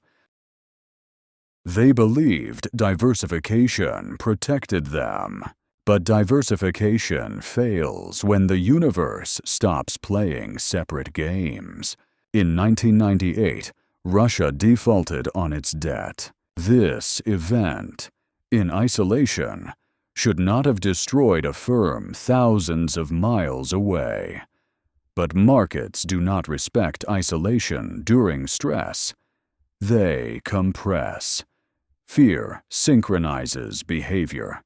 Liquidity evaporates. The trades LTCM relied upon stopped converging. They diverged violently. Losses mounted, not slowly, not gently, catastrophically. The firm responded not with panic, but with confidence. This was, they believed, statistical noise, a deviation, an extreme event that would soon revert. After all, the odds of further divergence were astronomical. They doubled down. This was not recklessness. It was logic applied too faithfully. It was the Monte Carlo Fallacy wearing a tailored suit. They believed the universe owed them correction. What followed was not a lesson in bad math, but in misplaced faith. The math was correct. The assumptions were not. Leverage magnified every deviation. What would have been survivable losses became existential threats. Within weeks, LTCM stood on the edge of collapse, threatening the global financial system itself. The Federal Reserve intervened, not to save genius, to contain it. The irony is sharp. A firm built on managing risk became the greatest risk in the system, not because it misunderstood probability, but because it trusted it too much. LTCM assumed that rare events remain rare, even under pressure. They do not. They cluster. They cascade. They arrive precisely when belief is strongest. This is the final evolution of the Monte Carlo Fallacy. When intelligence convinces itself that humility is no longer required. When models replace caution. When history is mistaken for destiny. LTCM did not fall because chance turned against them. It fell because they believed chance would behave. Inside the offices of long-term capital management, the atmosphere did not resemble panic, even as losses mounted into the billions. It resembled confusion. Phones rang constantly, but voices remained measured. Screens flickered with numbers that refused to behave. Spreads widened when they were supposed to narrow.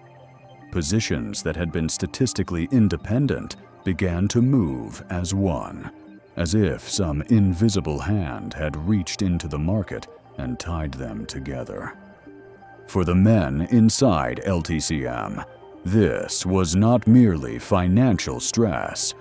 It was existential contradiction. Their models had names, elegant ones.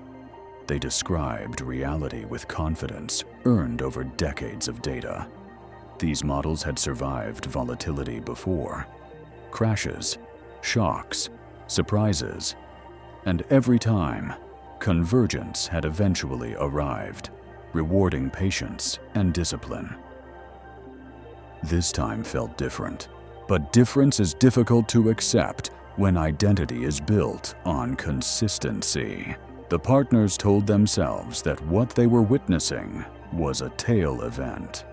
Rare, extreme, painful, but temporary. They spoke calmly of reversion. They believed they were early, not wrong. This distinction mattered deeply to them. Being early preserves dignity. Being wrong demands surrender. So they held. They increased positions in certain trades, convinced that the widening spreads only strengthened the opportunity. After all, if the odds of this situation persisting were already microscopic, the odds of it worsening were absurdly small. This logic is familiar. It is the same logic that filled Monte Carlo tables a century earlier.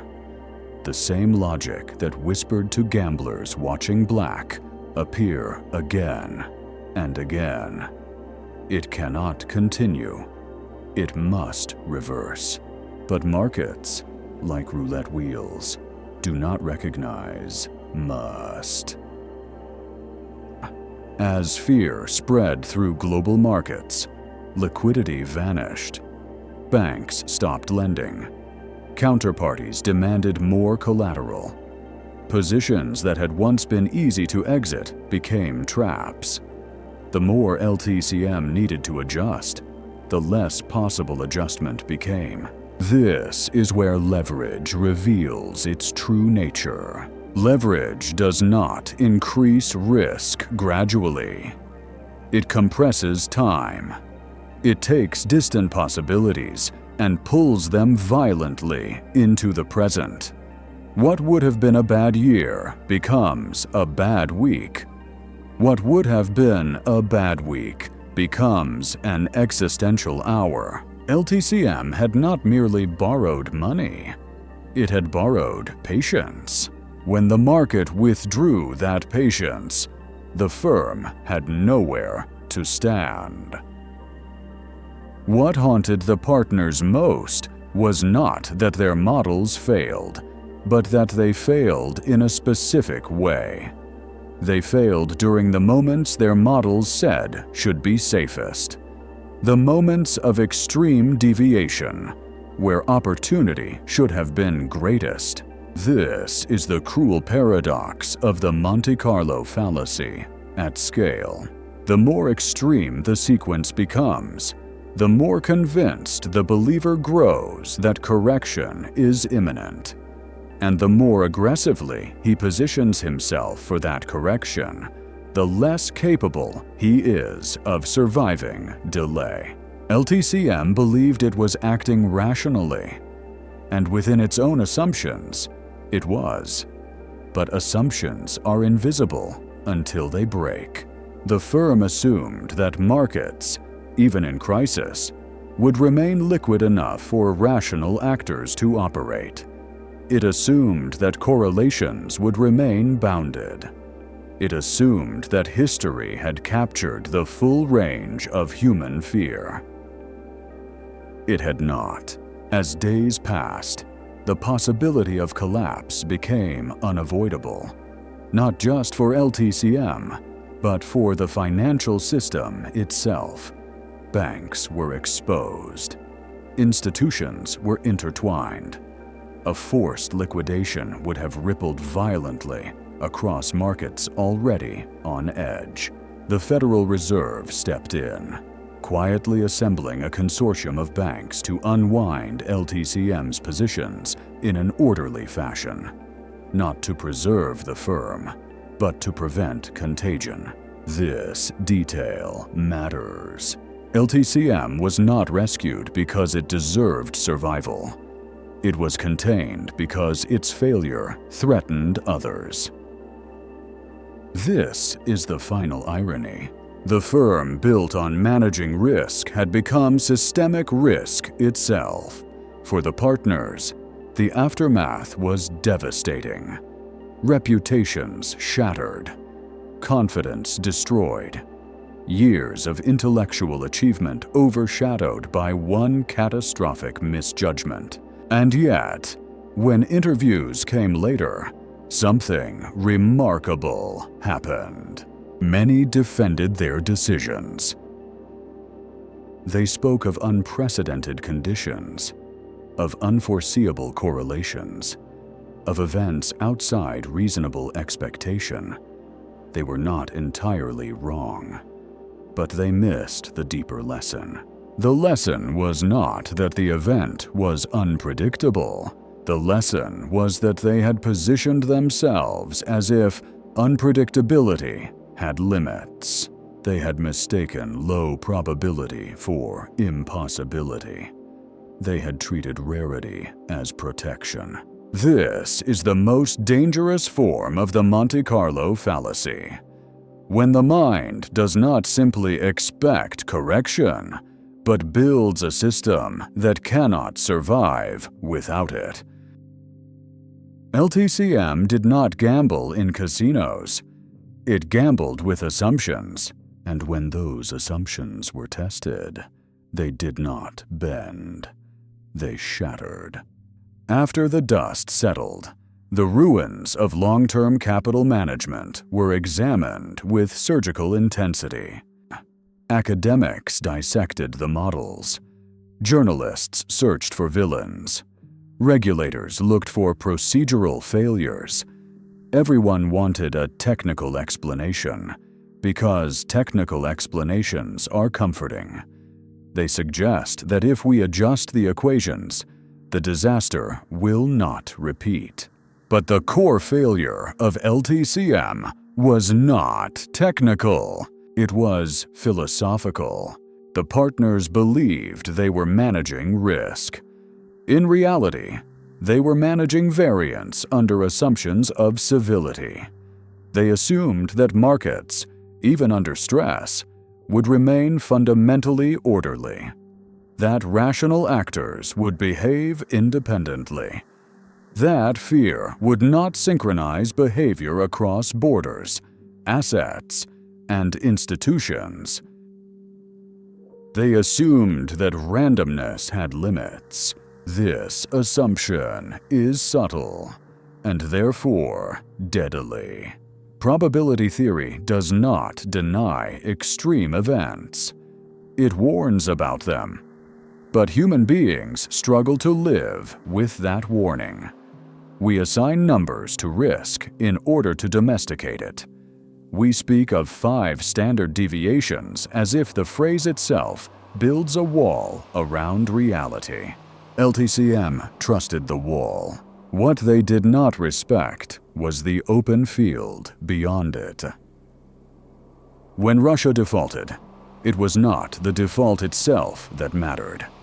It was the signal it sent. Trust fractured. Investors did not analyze. They fled. In that moment, models became irrelevant. Liquidity vanished. Correlations converged toward one. Everything moved together. This is the moment most systems are not designed to survive. LTCM's trades were individually sensible.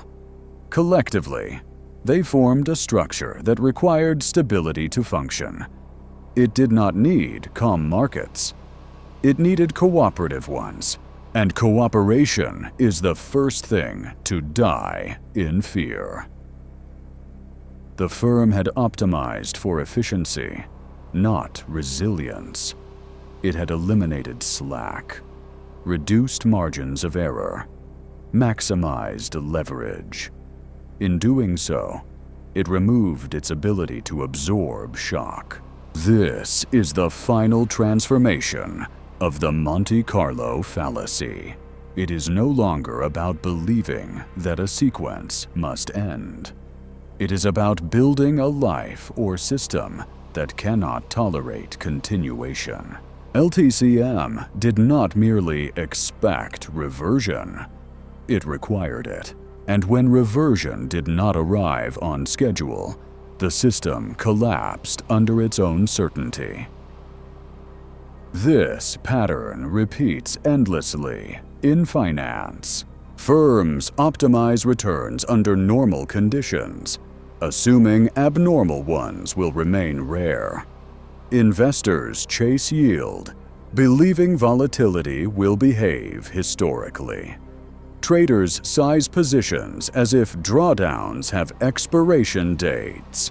They all believe, quietly, that time will correct imbalance. But time is not a healer. It is a revealer. The longer a flawed assumption persists, the more damage it causes when reality finally intervenes. What makes the story of LTCM especially instructive is who failed. These were not novices, not speculators chasing hype. They were experts. They understood probability. They respected math.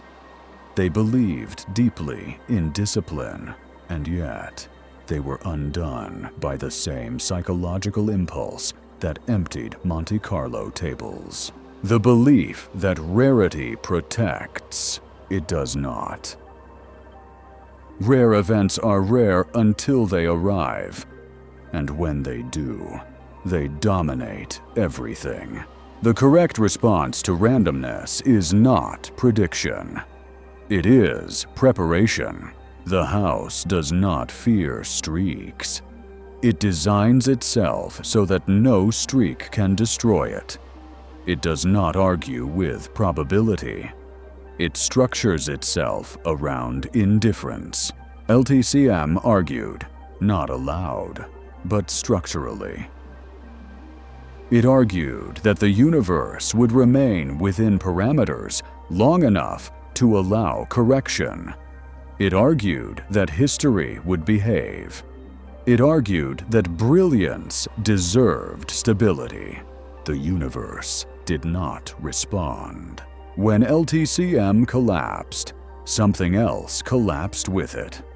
The belief that intelligence alone protects. The belief that models can substitute humility. The belief that understanding probability grants exemption from its cruelty. It does not. The Monte Carlo Fallacy evolves as minds become more sophisticated. It sheds superstition and wears mathematics instead, but its core remains unchanged. It is the belief that time, sequence, and suffering create obligation. They do not. Only structure creates survival, and survival, not brilliance, is what allows compounding to occur. The idea was elegant enough to feel inevitable. It appeared in France during the 18th century, whispered across candlelit tables, and passed between gentlemen who believed they had finally outsmarted chance. The strategy required no insight, no intuition, no emotional restraint. Only patience and capital. If you lose, double the bet. When you win, you recover everything. Simple, clean, seductive. They called it the Martingale. At first, it worked. Or rather, it appeared to. A man would place a modest wager. Lose. Double it. Lose again. Double once more. The sequence rarely lasted long.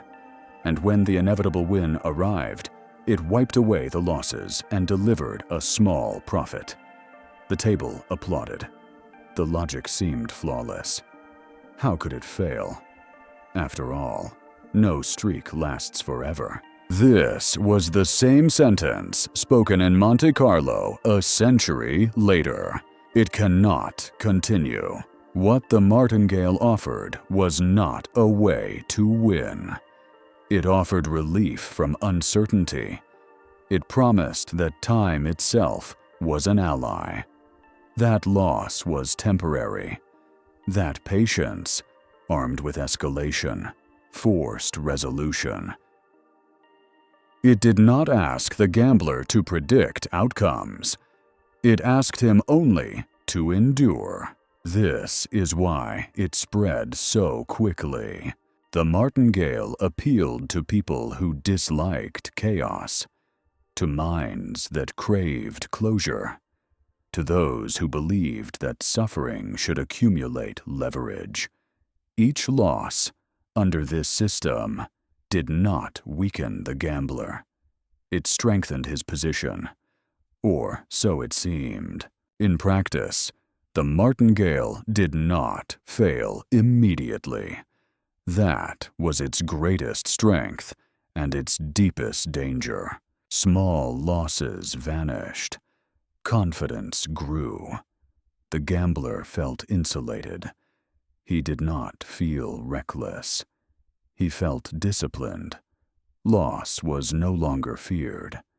It was part of the process. But beneath the surface, something was quietly changing. Exposure was growing exponentially.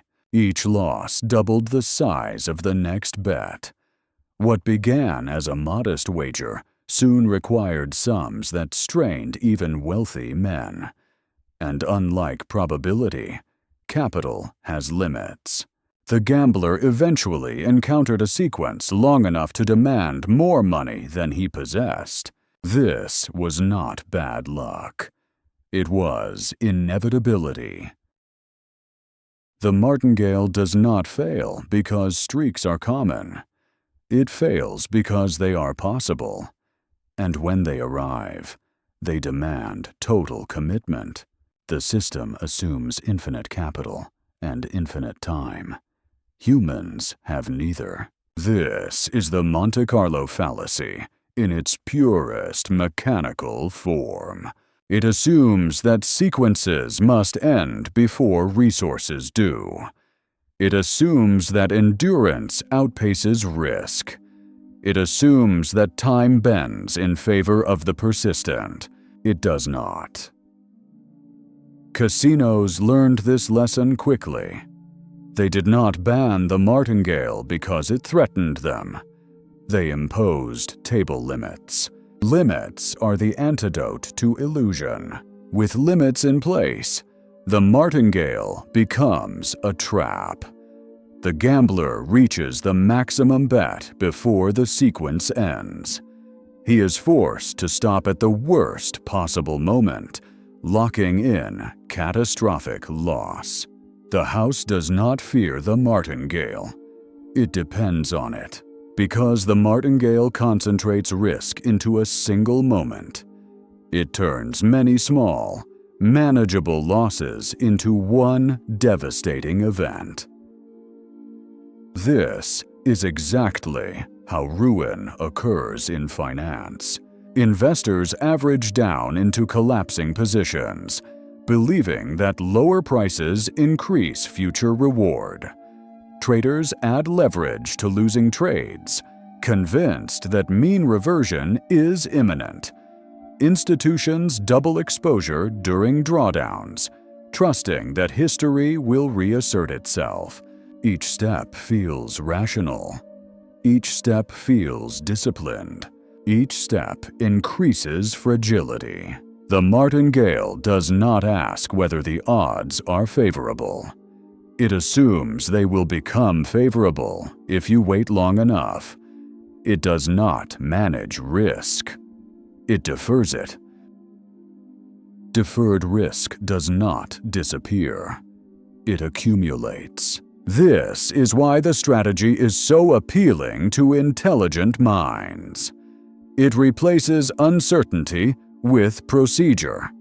It offers the illusion of control without requiring prediction.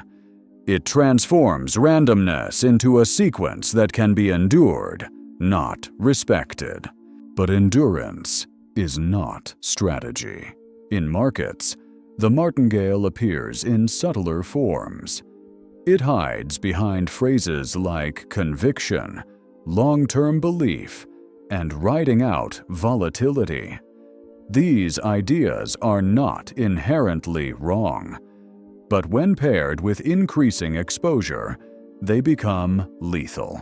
A position sized to survive variance can endure drawdowns. A position grown through drawdowns demands recovery. Demand is the key word. The martingale demands that the universe behave, that sequences end, that losses reverse before capital expires. The universe does not negotiate. The house wins because it never demands. It sets limits. It caps exposure. It allows time to work without requiring it to rescue. The gambler loses because he builds systems that collapse without rescue. The tragedy of the martingale is not that it fails. It is that it fails rarely enough to feel trustworthy. It rewards patience many times before destroying it once. That single destruction erases everything. This is why the strategy survives centuries of warning. It feels right. It feels calm. It feels disciplined. It aligns perfectly with the human belief that perseverance forces balance. It does not. Balance is not forced. It emerges, or it does not. The martingale does not teach patience. It teaches denial. And denial, when paired with time, becomes ruin. What makes the martingale truly dangerous is not its mathematics, but its psychology. The gambler who follows it does not feel reckless. He feels protected. Each loss is not a failure, but a step closer to resolution. Anxiety is replaced by procedure. Fear is replaced by certainty. The system promises that if he simply obeys its rules, chaos will resolve itself. This is how control disguises itself as obedience. Under the Martingale, loss is reframed as progress. The longer the losing streak, the stronger the belief becomes that the next outcome must redeem everything. This belief hardens with each step, because turning back now would mean admitting that the suffering had no purpose. And humans hate purposeless pain. The gambler begins to think not in probabilities, but in sequences. He no longer asks how likely a loss is. He asks how many losses remain before resolution. This shift is subtle, but fatal. It converts uncertainty into countdown. Monte Carlo was filled with such countdowns. So are markets. When traders add to losing positions, they rarely say they are doubling down. They say they are improving their average. When institutions increase leverage during drawdowns, they say they are taking advantage of mispricing. When investors refuse to cut losses, they say they are long-term. The language changes. The structure does not. The Martingale is appealing because it removes choice. Once the system begins, the gambler is no longer deciding. He is following. Responsibility dissolves into ritual. If the outcome is good, the system worked. If it is bad, the system was interrupted. This absolution is seductive, but the cost of absolution is surrender. The gambler no longer evaluates risk dynamically. He commits fully to a single path. The longer the path extends, the more impossible deviation becomes. Eventually, he is no longer managing risk. He is protecting the story. That story says, "This must end soon." In finance, this story produces catastrophic asymmetry. Small, frequent gains create confidence.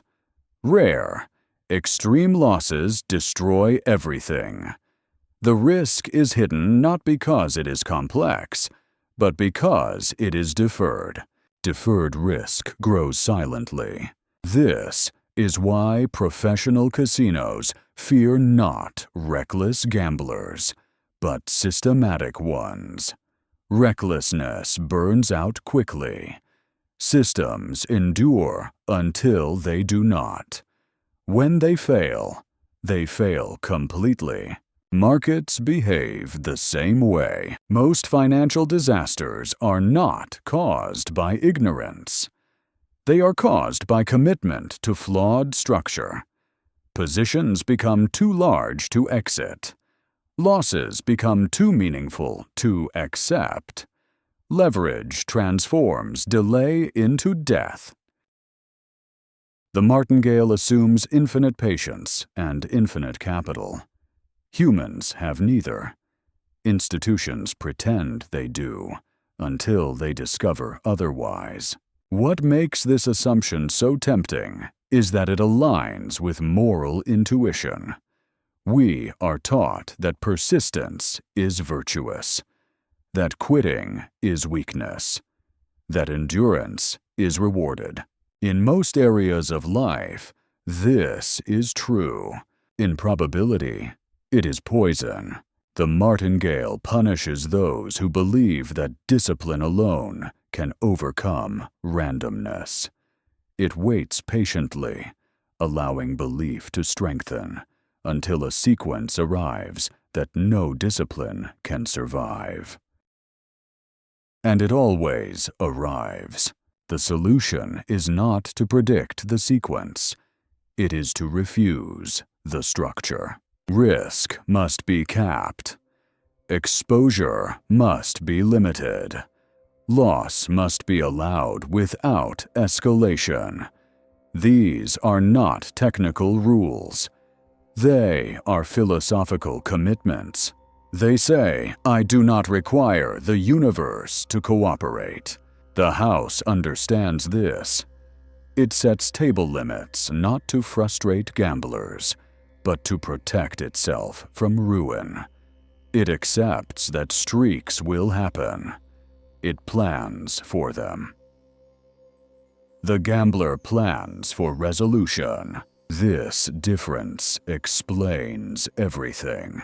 There is a moment, late in every Martingale sequence, when the gambler realizes something he cannot say aloud. The next bet is no longer about winning. It is about survival. At that point, the table feels different. The room seems quieter. Time stretches. The chips in front of him are no longer symbols of play, but anchors tying him to the story he has been telling himself all night. Walking away would mean admitting that every previous loss was final, that endurance did not purchase redemption, that the system he trusted never cared about him at all, and so he stays. This is the final cruelty of the Martingale. It does not trap people with greed. It traps them with meaning. Each step deeper gives the pain a narrative. Each loss becomes an investment in future relief. To abandon the system is to abandon the belief that the suffering had purpose. This is why the last bet is always the largest. By the time the gambler reaches it, logic has already surrendered. What remains is identity. I am not someone who quits. I am not someone who accepts loss without resolution. I am someone who follows the system to the end. The system has no end. In finance, this moment looks different, but it feels the same. It is the hedge fund that cannot reduce exposure without triggering collapse. The trader whose position is too large to exit without admitting failure. The investor who has averaged down so far that recovery is no longer about profit, but about dignity. They tell themselves that exiting now would be irrational, that the odds favor patience, that history demands correction. What they are really protecting is coherence. They need the story to close properly. The Monte Carlo Fallacy reaches its purest form here. It is no longer about believing a streak will end. It is about believing that the end must justify the journey. That pain must be redeemed. That suffering must be seen by the universe and answered. The universe remains silent. This silence is what separates gambling from investing. An investor accepts that some losses will never be recovered. He designs his exposure so that unrecoverable losses are survivable. He does not escalate commitment in response to pain.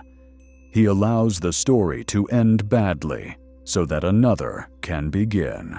The gambler cannot do this. He believes that endings are not allowed until balance is restored. The Martingale makes this belief structural. By design, it forces escalation. It forbids acceptance. It punishes restraint.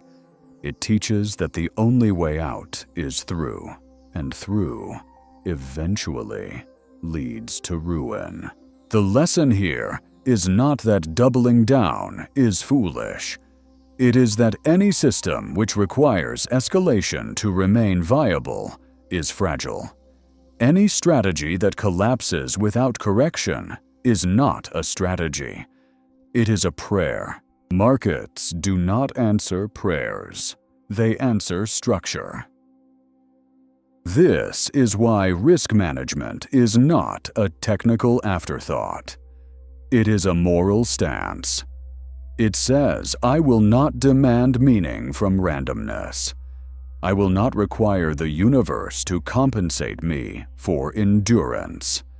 I will survive sequences that do not resolve. The Martingale refuses this stance. It insists that survival comes from persistence alone. History is clear about how that ends. Every gambler who ever trusted the Martingale believed he would stop in time. Every institution that ever escalated exposure believed the sequence would end before capital did. Every investor who ever averaged down indefinitely believed recovery was inevitable. Some were lucky. Luck is not a plan. The house does not fear luck because it does not depend on it. It survives variance. It expects streaks. It welcomes gamblers who believe time owes them correction. The Martingale delivers those gamblers faithfully. It does not fail often. It fails absolutely. And absolute failure is the only kind that matters. Benoit Mandelbrot never trusted smooth lines. While others admired the elegance of clean curves and bell-shaped distributions, he saw deception in their simplicity. Born in Warsaw in 1924, raised between cultures and languages, Mandelbrot grew up with a quiet suspicion of order that looked too perfect.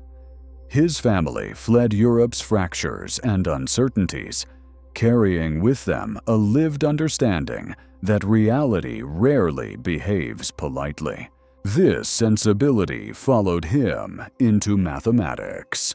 At IBM, where Mandelbrot spent much of his career, he had access to machines that could calculate endlessly, tirelessly. While colleagues used this power to refine existing models, Mandelbrot used it to question them. He stared at financial price movements not as economists did, but as a geometer. What he saw unsettled him. Markets did not move like textbooks said they should. They leapt. They clustered. They repeated patterns at different scales. Calm days and violent days were not evenly distributed. Turbulence arrived in bursts, not at random. The world, he realized, was not governed by mild randomness. It was ruled by wild randomness. This insight placed him at odds with nearly everyone. Classical finance believed in normality, in averages, in gentle deviations that smoothed out over time. According to this view, extreme events were so rare they could be ignored. Mandelbrot found this belief not only wrong, but dangerous. He introduced a word most traders now recognize, but few truly respect: fractals. Fractals describe structures that repeat themselves across scales. A coastline looks jagged from space and jagged from a footstep. A market chart looks chaotic over a decade and chaotic over a minute. The same violence lives everywhere. This was not a metaphor. It was observation. Mandelbrot argued that markets possess memory, not in the sense of obligation, but in the sense of clustering. Volatility begets volatility. Calm begets calm. Extremes attract extremes. This meant that the assumption underlying the Monte Carlo Fallacy was flawed at a deeper level. Sequences are not always independent. This insight did not comfort him. It alarmed him. If markets are fractal, then risk does not thin out with time. It accumulates in unpredictable ways. Long stretches of calm do not protect against catastrophe. They often invite it. The longer nothing happens, the more violent the eventual adjustment. This was heresy. Economists resisted fiercely. Mandelbrot's ideas threatened the foundation of modern finance. If returns were not normally distributed, then risk models were lying. If tails were fat, then leverage was far more dangerous than believed. If extremes were common, then patience alone was not protection. Mandelbrot did not argue for prediction. He argued for humility. He did not claim to know when crashes would happen. He claimed that pretending they would not was madness. He believed that the primary task of anyone dealing with uncertainty was not to forecast outcomes, but to survive their worst expressions. This set him apart from gamblers and speculators alike. Where the gambler believes sequences must end, Mandelbrot believed sequences mutate. Where the speculator believes volatility fades, Mandelbrot believed it hides. Where the Monte Carlo mind sees fairness waiting in the wings, Mandelbrot saw chaos sharpening its claws. And yet, he was calm. There is a serenity that comes from acceptance without surrender. Mandelbrot did not fear randomness. He respected it. He built intellectual frameworks that allowed him to live alongside uncertainty without demanding that it behave. In finance, this translated into a radically different posture. He believed diversification had limits, that correlations rise in crisis, that safety lies not in prediction, but in margin. Margin of safety. Margin of error. Margin of humility. He was not interested in beating the market. He was interested in not being destroyed by it. This is the opposite of the Monte Carlo fallacy. The fallacy demands that time correct imbalance. Mandelbrot accepted that time amplifies imbalance. The fallacy waits for resolution. Mandelbrot prepared for escalation. His ideas did not make him popular. They made him prophetic. Crashes came. Again and again. Each time, analysts expressed shock. Each time, Mandelbrot expressed disappointment, not because disasters occurred, but because people acted surprised. Surprise is a confession of belief. It reveals that one expected smoothness where there was none. Mandelbrot's peace with randomness was not passive. It was structural. He believed that the correct response to uncertainty is not courage, but design. Systems that do not require stability. Portfolios that do not demand reversion. Lives that do not collapse when plans fail. He once remarked that markets are far wilder than economists admit, and far more predictable in their wildness than gamblers believe. This sentence contains a lifetime of insight. Those who make peace with randomness do not seek comfort. They seek durability. They do not argue with the wheel. They build lives that can endure its indifference. In this sense, Mandelbrot stands at the far end of the journey that began in Monte Carlo, where gamblers demanded balance and geniuses demanded correction. He demanded nothing. He simply prepared. What set Mandelbrot apart was not intelligence. It was temperament. He did not seek reassurance from numbers. He did not ask models to comfort him. He treated mathematics the way a sailor treats the sea, not as something to conquer, but as something to read, respect, and survive. Where others looked at long periods of calm and felt safe, Mandelbrot felt uneasy. Calm, to him, was not proof of stability. It was the absence of visible stress, and stress, he knew, does not vanish. It accumulates invisibly. This belief shaped everything. While economists smoothed data to make it manageable, Mandelbrot refused. He insisted on looking at raw movements, jagged lines, sudden leaps, violent collapses. He believed that smoothing was not analysis, but denial, a way to erase discomfort rather than understand it. In this refusal, there was courage, because accepting wild randomness means accepting personal limitation. It means admitting that forecasting is fragile, that certainty is cosmetic, that the future will not honor elegance. Most people cannot live comfortably inside that truth.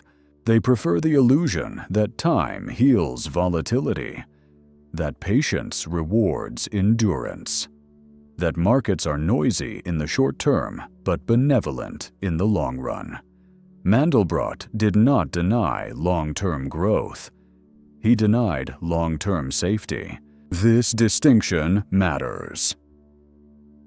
Growth can coexist with catastrophe. Prosperity can hide fragility. Long-term does not mean gentle. It means exposed. Mandelbrot believed that risk does not shrink with time. It migrates. It concentrates. It waits. The longer one remains exposed, the more likely it is to encounter an extreme. This idea dismantles the Monte Carlo fallacy completely. If extremes cluster rather than cancel, then waiting does not increase safety. It increases exposure. Endurance does not accumulate advantage. It accumulates vulnerability. This does not mean one should flee markets. It means one should enter them differently. Mandelbrot argued for positions small enough to survive chaos, for leverage restrained not by confidence, but by imagination. He believed the greatest risk was not volatility itself, but the assumption that volatility behaves. Those who listened to him quietly adjusted. They did not abandon investing. They abandoned entitlement. They stopped believing that losses were temporary by nature. They stopped assuming recovery was guaranteed. They stopped demanding that suffering be redeemed. Instead, they designed for uncertainty. This design was not dramatic. It was almost boring. Lower leverage, wider margins, fewer concentrated bets, less obsession with optimization, more tolerance for inefficiency. These choices rarely produce headlines. They do, however, produce survival. Mandelbrot was often dismissed as pessimistic. He was not. He was unsentimental. He did not promise protection. He offered realism. He believed that the purpose of understanding randomness was not to eliminate fear, but to place it correctly. Fear belongs not to outcomes, but to exposure, not to volatility, but to fragility. Once fragility is reduced, fear fades naturally. This is the peace Mandelbrot made, not peace with outcomes, but peace with unpredictability. Not faith in correction, but trust in structure. The Monte Carlo gambler waits for the wheel to remember. Mandelbrot assumes it never will. And so he prepares his life as if each spin stands alone, capable of generosity or cruelty without explanation. This mindset does not make one rich quickly.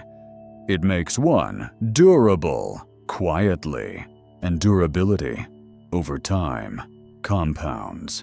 In his later years, Mandelbrot grew less interested in persuading others and more interested in clarifying his own position. He had watched markets crash and recover, crash again, and recover once more. Each time, the same astonishment followed. Commentators spoke of black swans, perfect storms, once-in-a-lifetime events. Mandelbrot listened with a kind of weary patience. To him, nothing about these events was extraordinary, except humanity's insistence on being surprised by them. Surprise, he believed, was evidence of denial. The denial was not of risk, but of scale. People accepted that bad things could happen, but not how bad, not how fast, and not how often. They believed extremes were rare visitors rather than permanent residents waiting quietly at the edge of probability. This belief shaped behavior in subtle ways. Investors overcommitted because models told them losses beyond a certain magnitude were improbable. Institutions optimized efficiency because redundancy looked wasteful. Traders used leverage because volatility had been tame for years. Each decision seemed reasonable in isolation. Together, they formed a structure that could not survive stress. Mandelbrot did not accuse these people of stupidity. He accused them of optimism disguised as mathematics. He often remarked that the most dangerous phrase in finance was unlikely. Not because unlikely meant impossible, but because people behaved as if it did. The Monte Carlo Fallacy lives inside that word. Unlikely sequences are treated as temporary discomforts rather than existential threats. When they persist, people do not adjust. They wait. They endure. They believe balance will arrive. Mandelbrot refused this posture. He did not wait for balance. He assumed imbalance was permanent. He did not expect volatility to fade. He expected it to migrate, to change shape, to return when least convenient. This expectation did not make him anxious. It made him careful. There is a difference. Anxious people seek control. Careful people seek limits. Mandelbrot sought limits everywhere. Limits on leverage. Limits on exposure. Limits on confidence. He believed that the goal of financial life was not to be right, but to remain alive long enough for rightness to matter. This philosophy placed him closer to ancient traders than modern speculators. He shared more with those who honored Tyche than with those who tried to defeat her. He understood that the universe does not reward bravery in the face of randomness. It rewards humility that survives it. What made his thinking difficult to accept was that it offered no heroism. There was no victory over chaos, no triumph of intellect. There was only coexistence. Most people want more than that. They want meaning. They want assurance. They want to believe that patience accumulates virtue, and virtue accumulates reward. Mandelbrot offered none of this. He offered structure. Structure is unromantic. It means accepting smaller gains. It means stepping aside when others chase. It means watching fortunes made and lost while remaining intentionally unspectacular. But structure endures. Those who followed Mandelbrot's thinking did not avoid losses. They avoided ruin. They did not escape volatility. They escaped fragility. They did not predict crises. They survived them. This survival changed how they experienced markets. Losses no longer felt personal. Gains no longer felt confirming. Outcomes became events rather than judgments. The market stopped being a mirror of worth and became a landscape to traverse. This is what peace with randomness looks like. Not indifference, but detachment. Not passivity, but preparedness. Not hope, but acceptance. The Monte Carlo Fallacy dissolves completely here. There is no belief that time will correct imbalance. There is no expectation that suffering earns compensation. There is no demand that sequences resolve neatly. There is only the understanding that randomness is not an enemy to defeat, but a condition to respect. Mandelbrot once said that markets are far more savage than people admit, and far more honest than they wish. Savage because they punish fragility without mercy. Honest because they never pretend to care. This honesty is frightening at first, but once accepted, it becomes liberating. You stop waiting for the wheel to turn. You stop interpreting delay as injustice. You stop asking when it will end. You begin asking whether you are built to last. That question changes everything. It shifts focus from outcome to exposure, from prediction to posture, from victory to survival. It replaces the gambler's urgency with the house's patience. Mandelbrot did not offer a method to win. He offered a way to remain. In a world addicted to resolution, that is radical wisdom. The casino does not sleep. Even in the quietest hours, when footsteps thin and laughter fades, the lights remain on. Tables are cleaned. Wheels are checked. Chips are counted and stacked with patient care. Nothing rushes. Nothing hopes. Nothing fears. The house is never anxious. This is what most people misunderstand. The house does not win because it cheats. It does not win because it predicts outcomes. It wins because it has designed itself to survive outcomes. Every rule, every limit, every ritual exists for one purpose only: to ensure that no sequence, no matter how improbable, can destroy it. The gambler arrives believing the night must mean something. The house arrives believing the night is just another night. This difference is everything.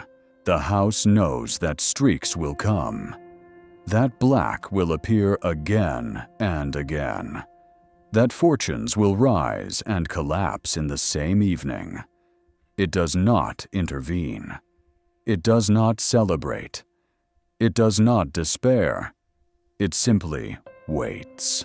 Waiting, in this sense, is not passivity. It is structure. Time favors the patient only when patience is supported by design. Without design, patience becomes exposure.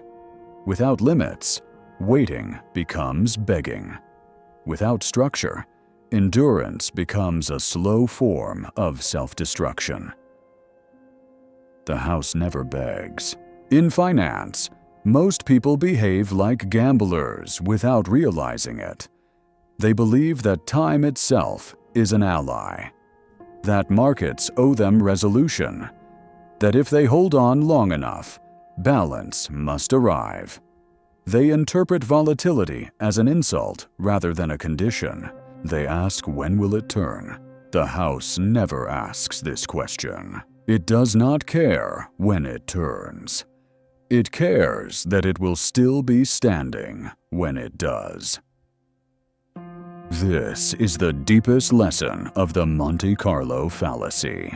The fallacy is not believing that streaks end. They do. The fallacy is believing that your survival depends on their ending. That is the mistake that turns patience into vulnerability. Throughout history, those who endured longest did not wait for fairness. They built indifference. Ancient traders diversified cargo not to increase profit, but to reduce ruin. Roman generals kept reserves not because they doubted their plans, but because they respected uncertainty. Mandelbrot warned against smooth illusions not to scare, but to prepare. All of them understood something simple and difficult. You do not negotiate with chance. You coexist with it.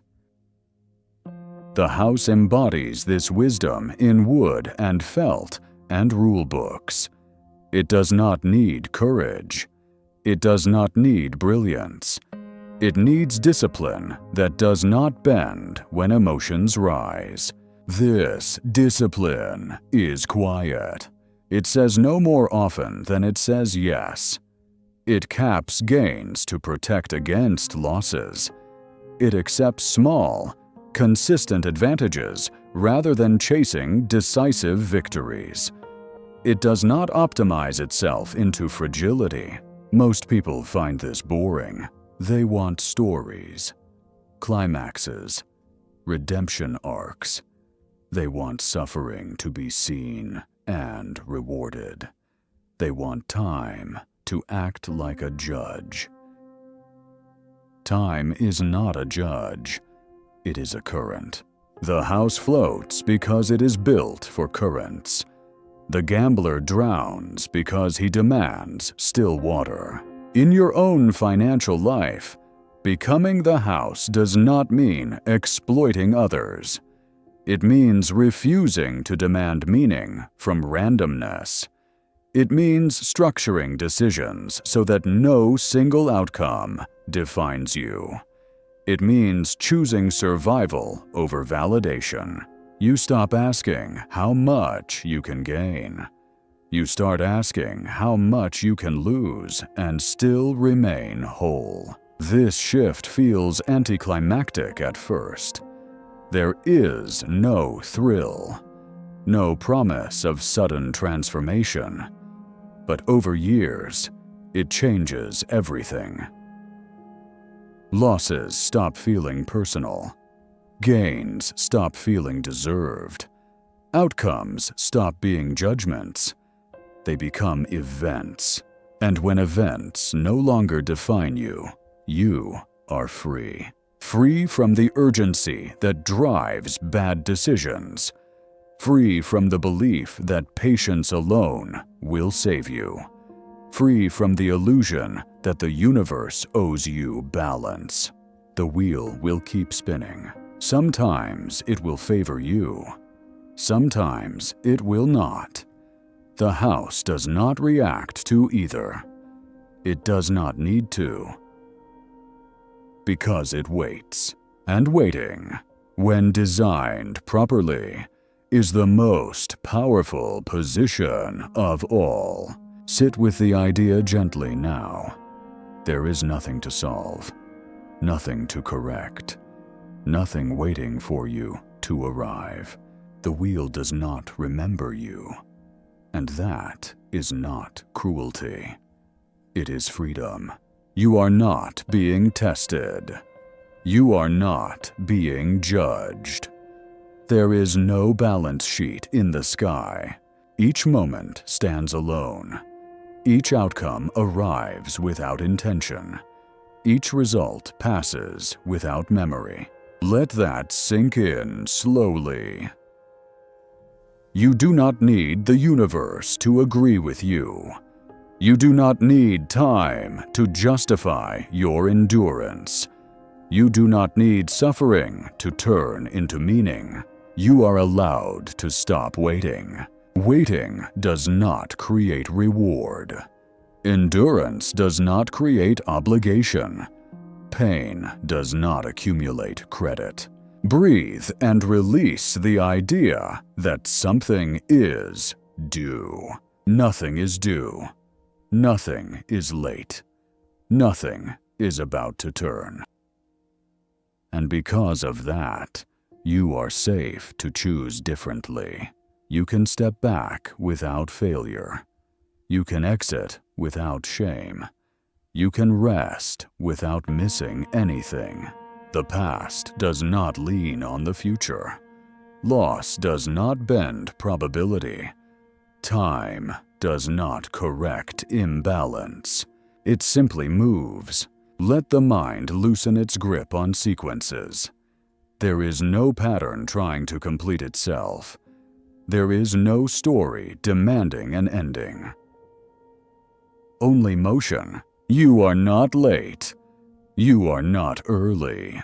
You are here. The need to be right can soften now. The need for resolution can fade. The urgency can dissolve. Nothing is chasing you. Nothing is waiting to reward you. Nothing is keeping score. You can choose safety over hope, structure over faith, survival over drama. This is not retreat. This is clarity. The wheel will keep spinning. Sometimes it will favor you. Sometimes it will not.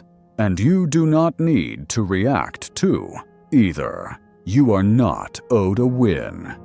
And because of that, you are free. Free to design limits. Free to preserve energy. Free to remain standing. Let the body rest inside this understanding. No correction is coming. No punishment is coming. No reward is required. Only continuity. Only breath. Only time passing without judgment. You are allowed to remain. Let the silence do its work now. There is nothing you need to anticipate. Nothing you need to prepare for in this moment. No future outcome reaching back to demand your attention. Notice how the body responds when it is no longer waiting. The shoulders soften. The jaw loosens. The breath deepens without effort. This is what happens when the mind releases the idea of inevitability. You were taught to believe that patience guarantees reward, that endurance forces balance, that if you hold on long enough, something must turn in your favor. You can let that teaching rest. It served you once. It does not need to guide you now. Randomness does not watch you. Time does not evaluate you. The universe does not track how long you have waited. And because of this, you do not need to perform. There is no finish line rushing toward you. There is no correction approaching from the distance. There is no hidden symmetry preparing to reveal itself. Just this moment, then the next, then another. Each one complete on its own. You are allowed to step out of the sequence. You are allowed to stop counting losses.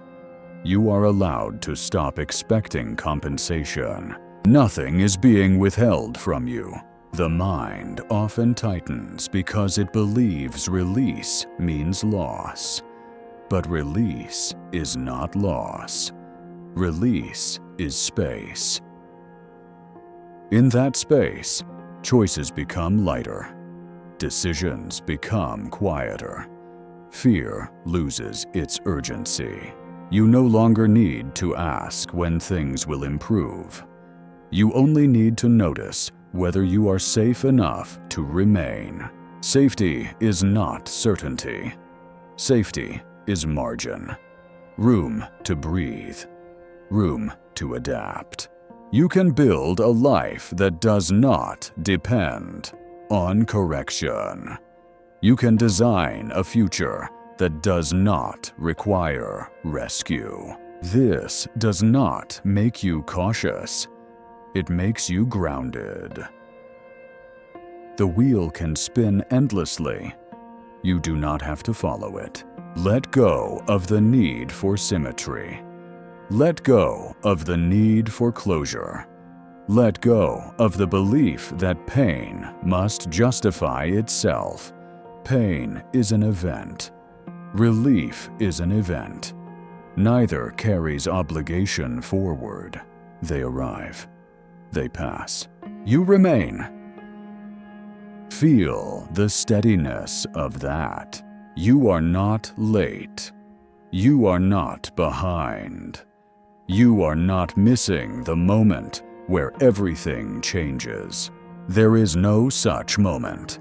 There is only continuity, and continuity belongs to those who do not demand drama from chance. Rest here. Nothing is owed. Nothing is required. Nothing is about to turn against you. The night can be quiet now. Stay with the quiet a little longer. There is no reason to hurry out of this space. Nothing outside this moment requires your attention. Nothing inside you needs to prove anything. Feel how different time becomes when it is no longer a countdown. Minutes are no longer steps toward reward or failure. They are simply passing breaths. Gentle, neutral, unconcerned. You do not need to anticipate the next turn of the wheel. You do not need to monitor patterns. You do not need to stay alert for signals. Nothing is signaling you. The mind has been trained to listen for opportunity and danger at the same time. That constant listening creates tension. Tension pretends to be readiness. You can let readiness dissolve now. If something arrives, you will meet it then. If nothing arrives, nothing is lost. This is the difference between presence and vigilance. Vigilance believes something must happen. Presence allows whatever happens to pass. You are allowed to be present. You are allowed to rest without falling behind. You are allowed to pause without missing your chance. You are allowed to stop interpreting every moment as preparation. There is no exam coming, no reckoning waiting, no correction building momentum. The past does not lean forward to push the future. It stays where it is. Losses do not follow you. They remain where they occurred. They do not accumulate interest. Wins do not follow you either. They do not promise continuation. They do not demand repetition. Everything is lighter when nothing carries forward. Notice the ease in that idea. You do not have to carry sequences anymore. You do not have to remember streaks. You do not have to count how long something has lasted. The body responds to this release before the mind does. Breathing slows. Thoughts stretch out and thin. You are not waiting for balance. You are not waiting for justice. You are not waiting for resolution. You are simply here. And being here is enough. Let the belief that effort demands reward soften. Effort can exist without outcome. Endurance can exist without payoff. This does not make effort meaningless. It makes it free. Free from expectation. Free from pressure. Free from the need to close a story properly. Stories do not need to close. They fade. They dissolve. They make room. You can sleep inside that room. Nothing is unfinished. Nothing is overdue. Nothing is about to turn against you. The wheel can spin without you watching. Time can move without you counting. You remain steady, breathing, present. There is nowhere else you need to be.